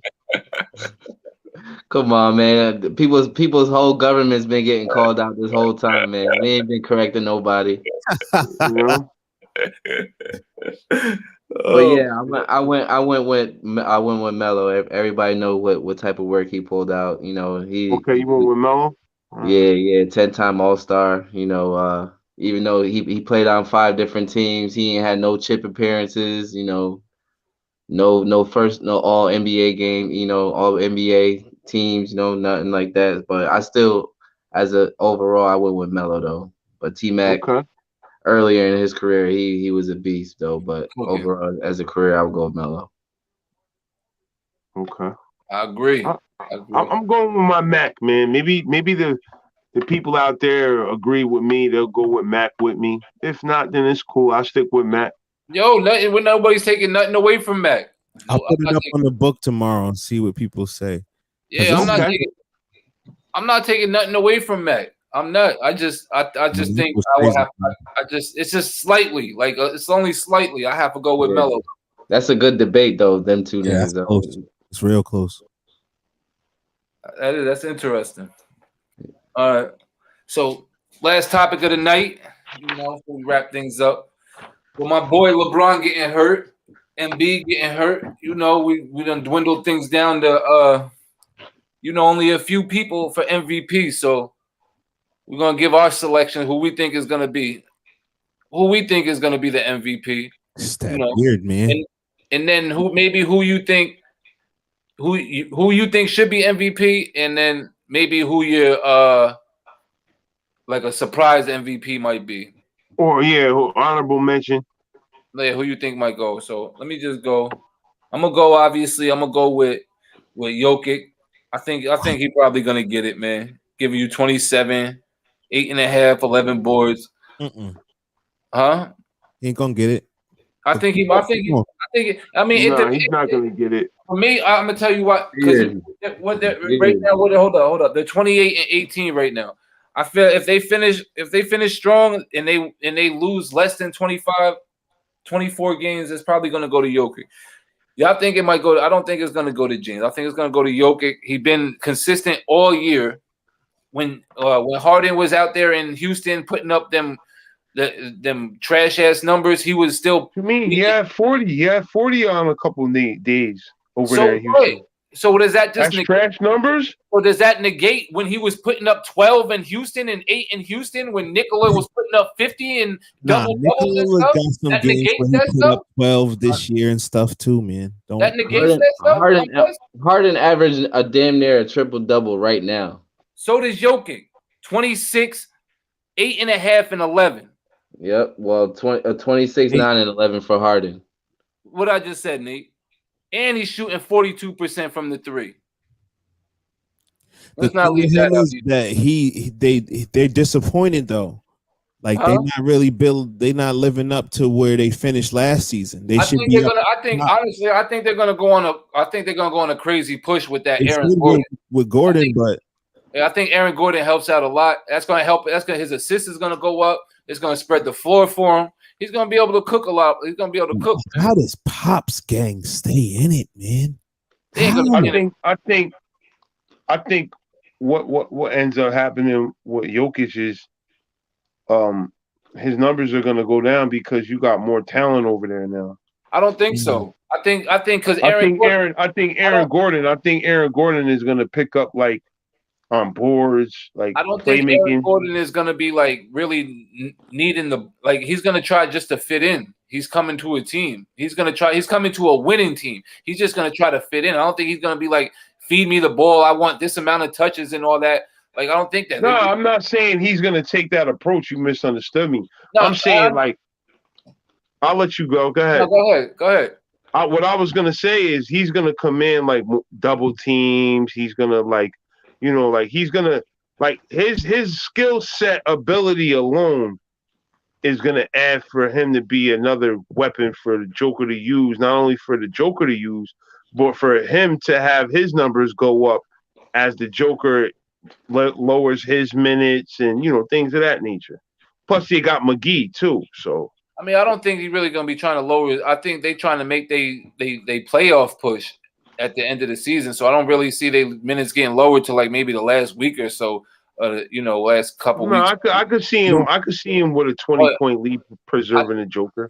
I think they try to preserve their playoff spot, get up there where they want to be, before they start resting people. But I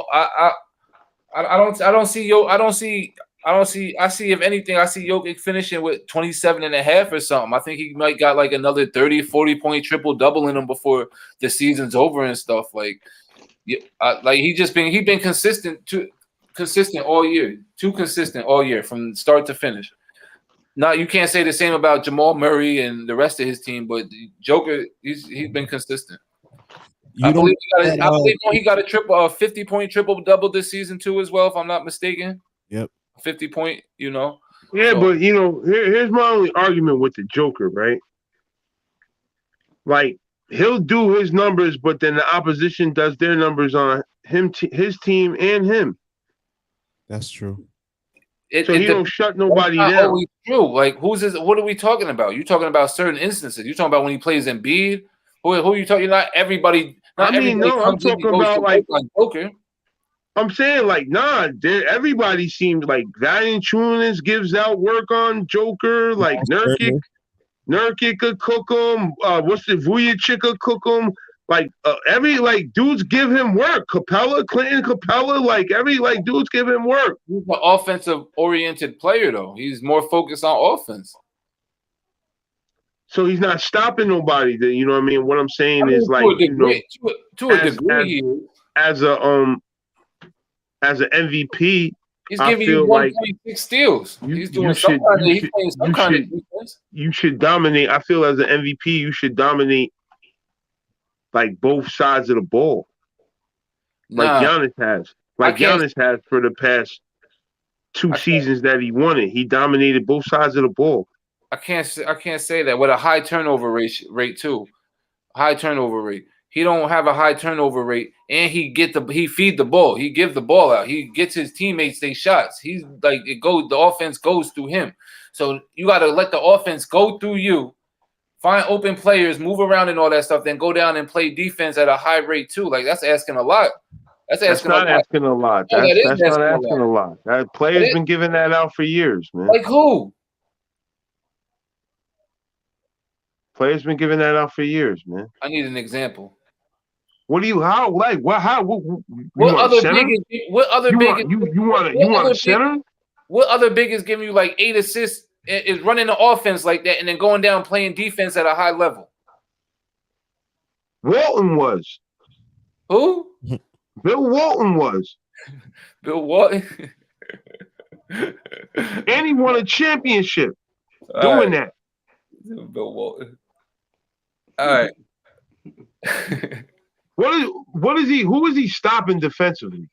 I'm just saying. The other day he just had 16. So you know, when you were saying James Harden, I'm just throwing it out there. You know, how many of them games? How long was it before James Harden got traded? How many games did he miss? Like, are we just negating all this stuff? We just taking all this stuff. There's people that haven't played all the games. That have played all the games that didn't quit. That wasn't trying to force. Like, you can't give somebody an MVP when he tried to force a trade and quit games. Like, and you can't give somebody the MVP whose team is in the 6th seed. Or that doesn't work. They're tied, and on top of that, that doesn't work. If you take, I've never seen an MVP take Jokic off of the come from a 6th seed team. If you take in all of NBA history. Yep. If you take Jokic off the Denver Nuggets, it's more of a factor than taking James Harden off the Brooklyn Nets. That's just what it is. This is what it is. I think Russ was a 4th seed that year, bro. He was 6. Was he? Yeah. Okay, that's the year when he broke the triple-double record, right? Yep. Okay. What do they always say?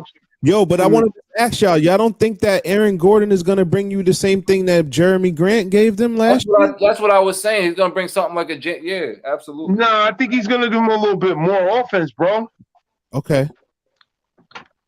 I think he'll be the one that's be playing defense. He's going to be the one that's going to be. He plays D. He plays D. And you know, that's crazy. I didn't even know that he plays D. But if you look at players' efficiency against his defense, like, yo, he's up there. He's like a top cat. Like, he's in the top 20, I believe. Jokic, so he got help now. So he'll be able to even rest more on defense now and get his numbers up on offense. So like I said, man, Jokic that's who I think is gonna get the MVP. And for me, who I think should get it personally, I think Dame should get it. I think Dame should get the MVP. Man, giving you 29.8 points, 7.8 assists, 4 rebounds, basically a steal, 37% from three-point range. You know, he got the same record as Jokic, and is probably just as important, if not more important, to his team with a lesser degree of with a lesser group of talent, I feel, than all these other players that we're talking about. And he still have his team right there record-wise in the mix of the Brooklyn Nets and the Denver Nuggets and the Lakers and the Clippers and all them stuff. Right there in the mix. If anything, he's like 4 or 5 games out. You got the standings up?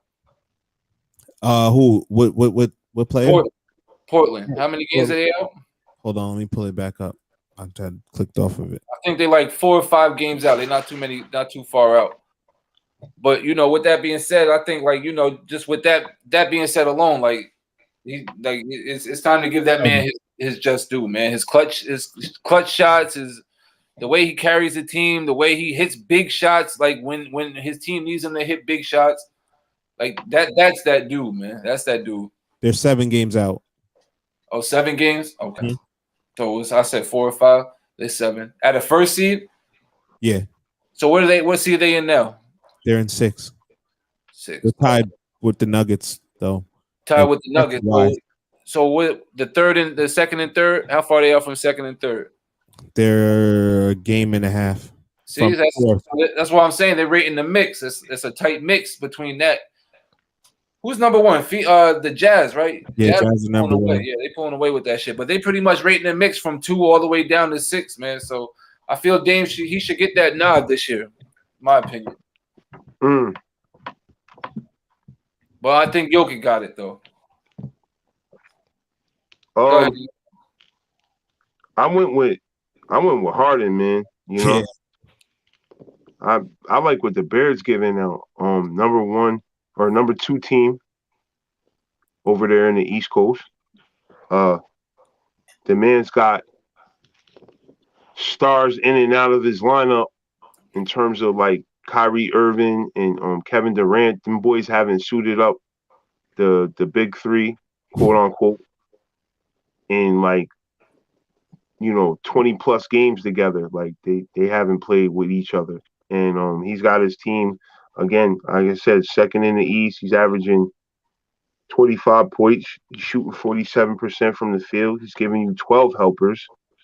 When you round it off, 86% from the free throw line, a steal, a block, and he gives you 9 boards, and he gives you 8 helpers. James.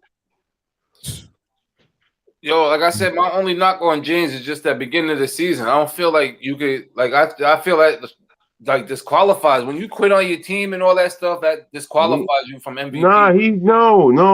I don't feel like he quit on his team. He just said, "Listen, I don't want to be over here in this organization. There's no future over here no more, man. You're getting rid of all my guys, man." I know, but then you coming in there fat, out of shape, like all that shit is a factor when you're making an MVP.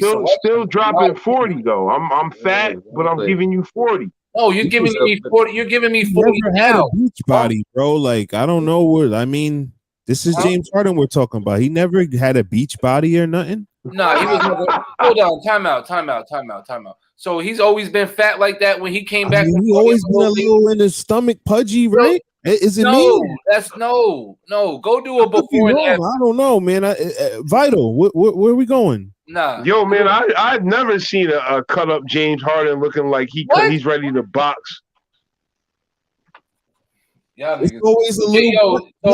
James Harden used to give James Harden always looked like he was partying with Lil Baby his whole career. His whole career, he always looked like that. I get it. I don't know, man. I feel like it. I could be wrong though. All right, well, when we do that. Go do the before and after, man. They was eating them up on their damn Twitter and all that shit. But whatchamacallit though? I just feel that disqualifying. Like he quit on his team, man. He quit on it. He's like you quit on them niggas. Like I know he wanted to be traded. He didn't want to be there. At the end of the day, you quit on them niggas though. Damn, but play your hardest and just play your hardest. And whatever happened. Like put your numbers up, do your thing, and you know what I mean. Do your thing, get your numbers. Like don't just quit. Like don't just quit. He quit on his other team, but he's still putting up numbers with his new team. Listen to what you said. How can you be an MVP? He was giving Houston 25 a game. Then he was giving Houston 25 and 10. What you want him to do? Exactly. He did all he could do. He gave him 25 and 10. My man, and on the Nets, he's giving you 26 and 11. He quit on them niggas, man. He quit on them niggas. 25 and 10? What you want him to do? Come on, man. If Bron was giving 25 and 10, you'd be like, oh, Bron this, Bron that. Why was John Wall and them niggas getting mad? Because that nigga would just come down and give him the ball and go stand in the corner. Yo, 25. Not producing any offense. Like, come on, man. He quit on his team, man. That's what the niggas. What do you think Boogie when them wanted it? What was they mad about? What was they complaining about? Because he was doing weird. Boogie got waived, man. Boogie got waived. They waived Boogie. What did that got to do with what he was complaining about? It has to do with what Harden was saying. These boys ain't got it. Yeah, man. I feel like he get. I feel like. Boogie got like the only Harden guy. He got him a chip. I feel like the only one that he liked over there was Christian Wood. Yep. Boogie's supposed to sign to the Nets. They ain't gonna make no difference. Lakers got Drummond. It's over. It's quiet. It's over. If they don't have AD, it ain't over, man. I don't know.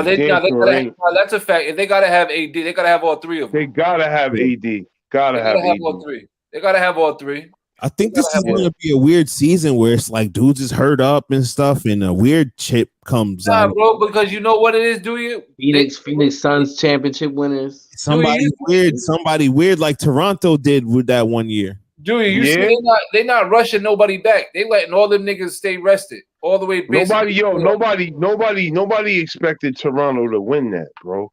My Miami Heat boys got over your Knicks tonight. We needed that dub, man. That was an ugly, low scoring game too, man. We needed that, man. We've been. I hate to say it, man. Like y'all got our number, man. Y'all swept us recently. Yeah, they do recently. Y'all been killing. That's awful. Like, and I thought like they used to be head up. I thought it was like because like Mitch Robinson was missing and shit, but like y'all got our number, man. There's nothing we could do. The Heat was still the 6th seed. Yeah, Bullock was Steph came back tonight and dropped 32, 6 and 5. Steph. Yo. Off the tailbone injury. Nate. Wardell. What's your MVP? My MVP is James Harden, just like everybody else's. James? Y'all niggas. James. Yeah, man. James, man. Crazy with that stuff. Y'all be like, y'all be leading. He got snubbed. He got leading the blind. He got snubbed so many years, yo. He deserves it this year. He ain't get snubbed so many years. So many years. He did not get snubbed no years. He got snubbed last year. He got snubbed the year before that. No, LeBron got snubbed last year. What are you talking about? Brown shouldn't have been in it last year. What? LeBron ain't getting no more. I say he got snubbed 2 years ago. I'll credit that. Yeah.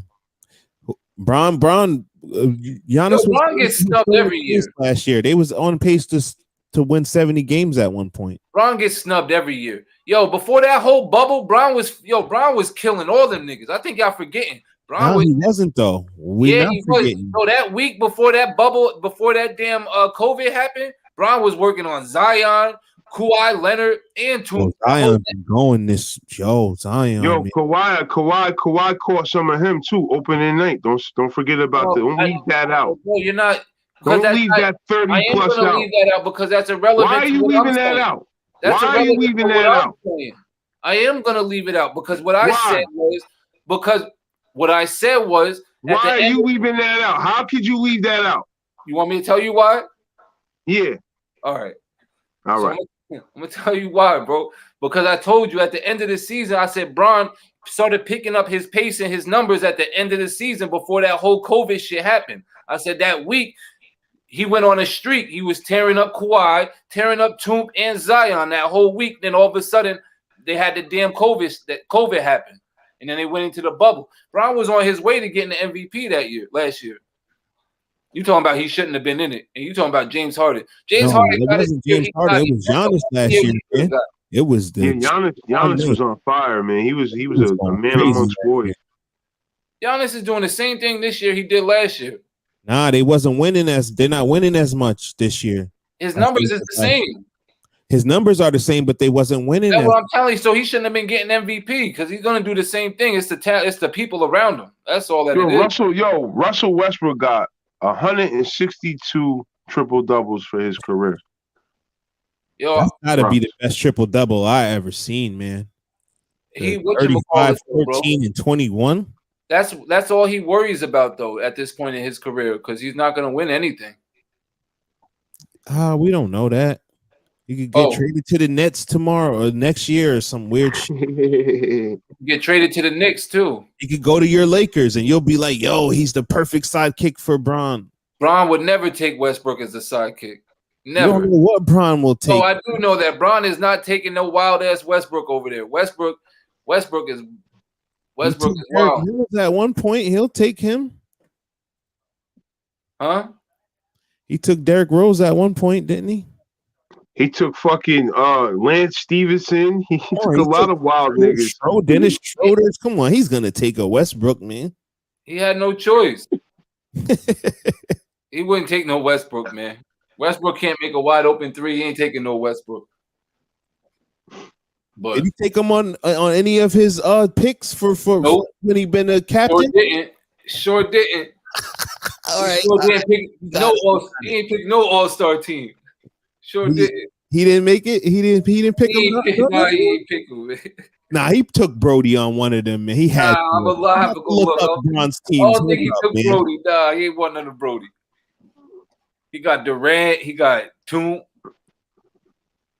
He got Bradley. He got the shooters. He don't want none of him. Steph. No, he talking about before, not this year. He's talking about before. Last year, yeah. Well, listen, it was a good night. Glad I was able to school y'all again. I enjoy that stuff, man. I enjoy that. Enjoy giving y'all lessons. Don't pay that stuff no mind, people. Lessons. Yeah, I enjoy it, man. It feels good. Don't pay that no mind. Feel good when I'm going to sleep. But VLOD yeah, Show, till Wednesday and shit. We out of here. Y'all know who the fact finder in the fire of this bitch is. Right here, baby. Vital reason, man. The name speaks for itself, man. Like, comment, and subscribe. Like, comment, subscribe. Yeah. Holla at us. We out of here. Do your Ocho. Good looks.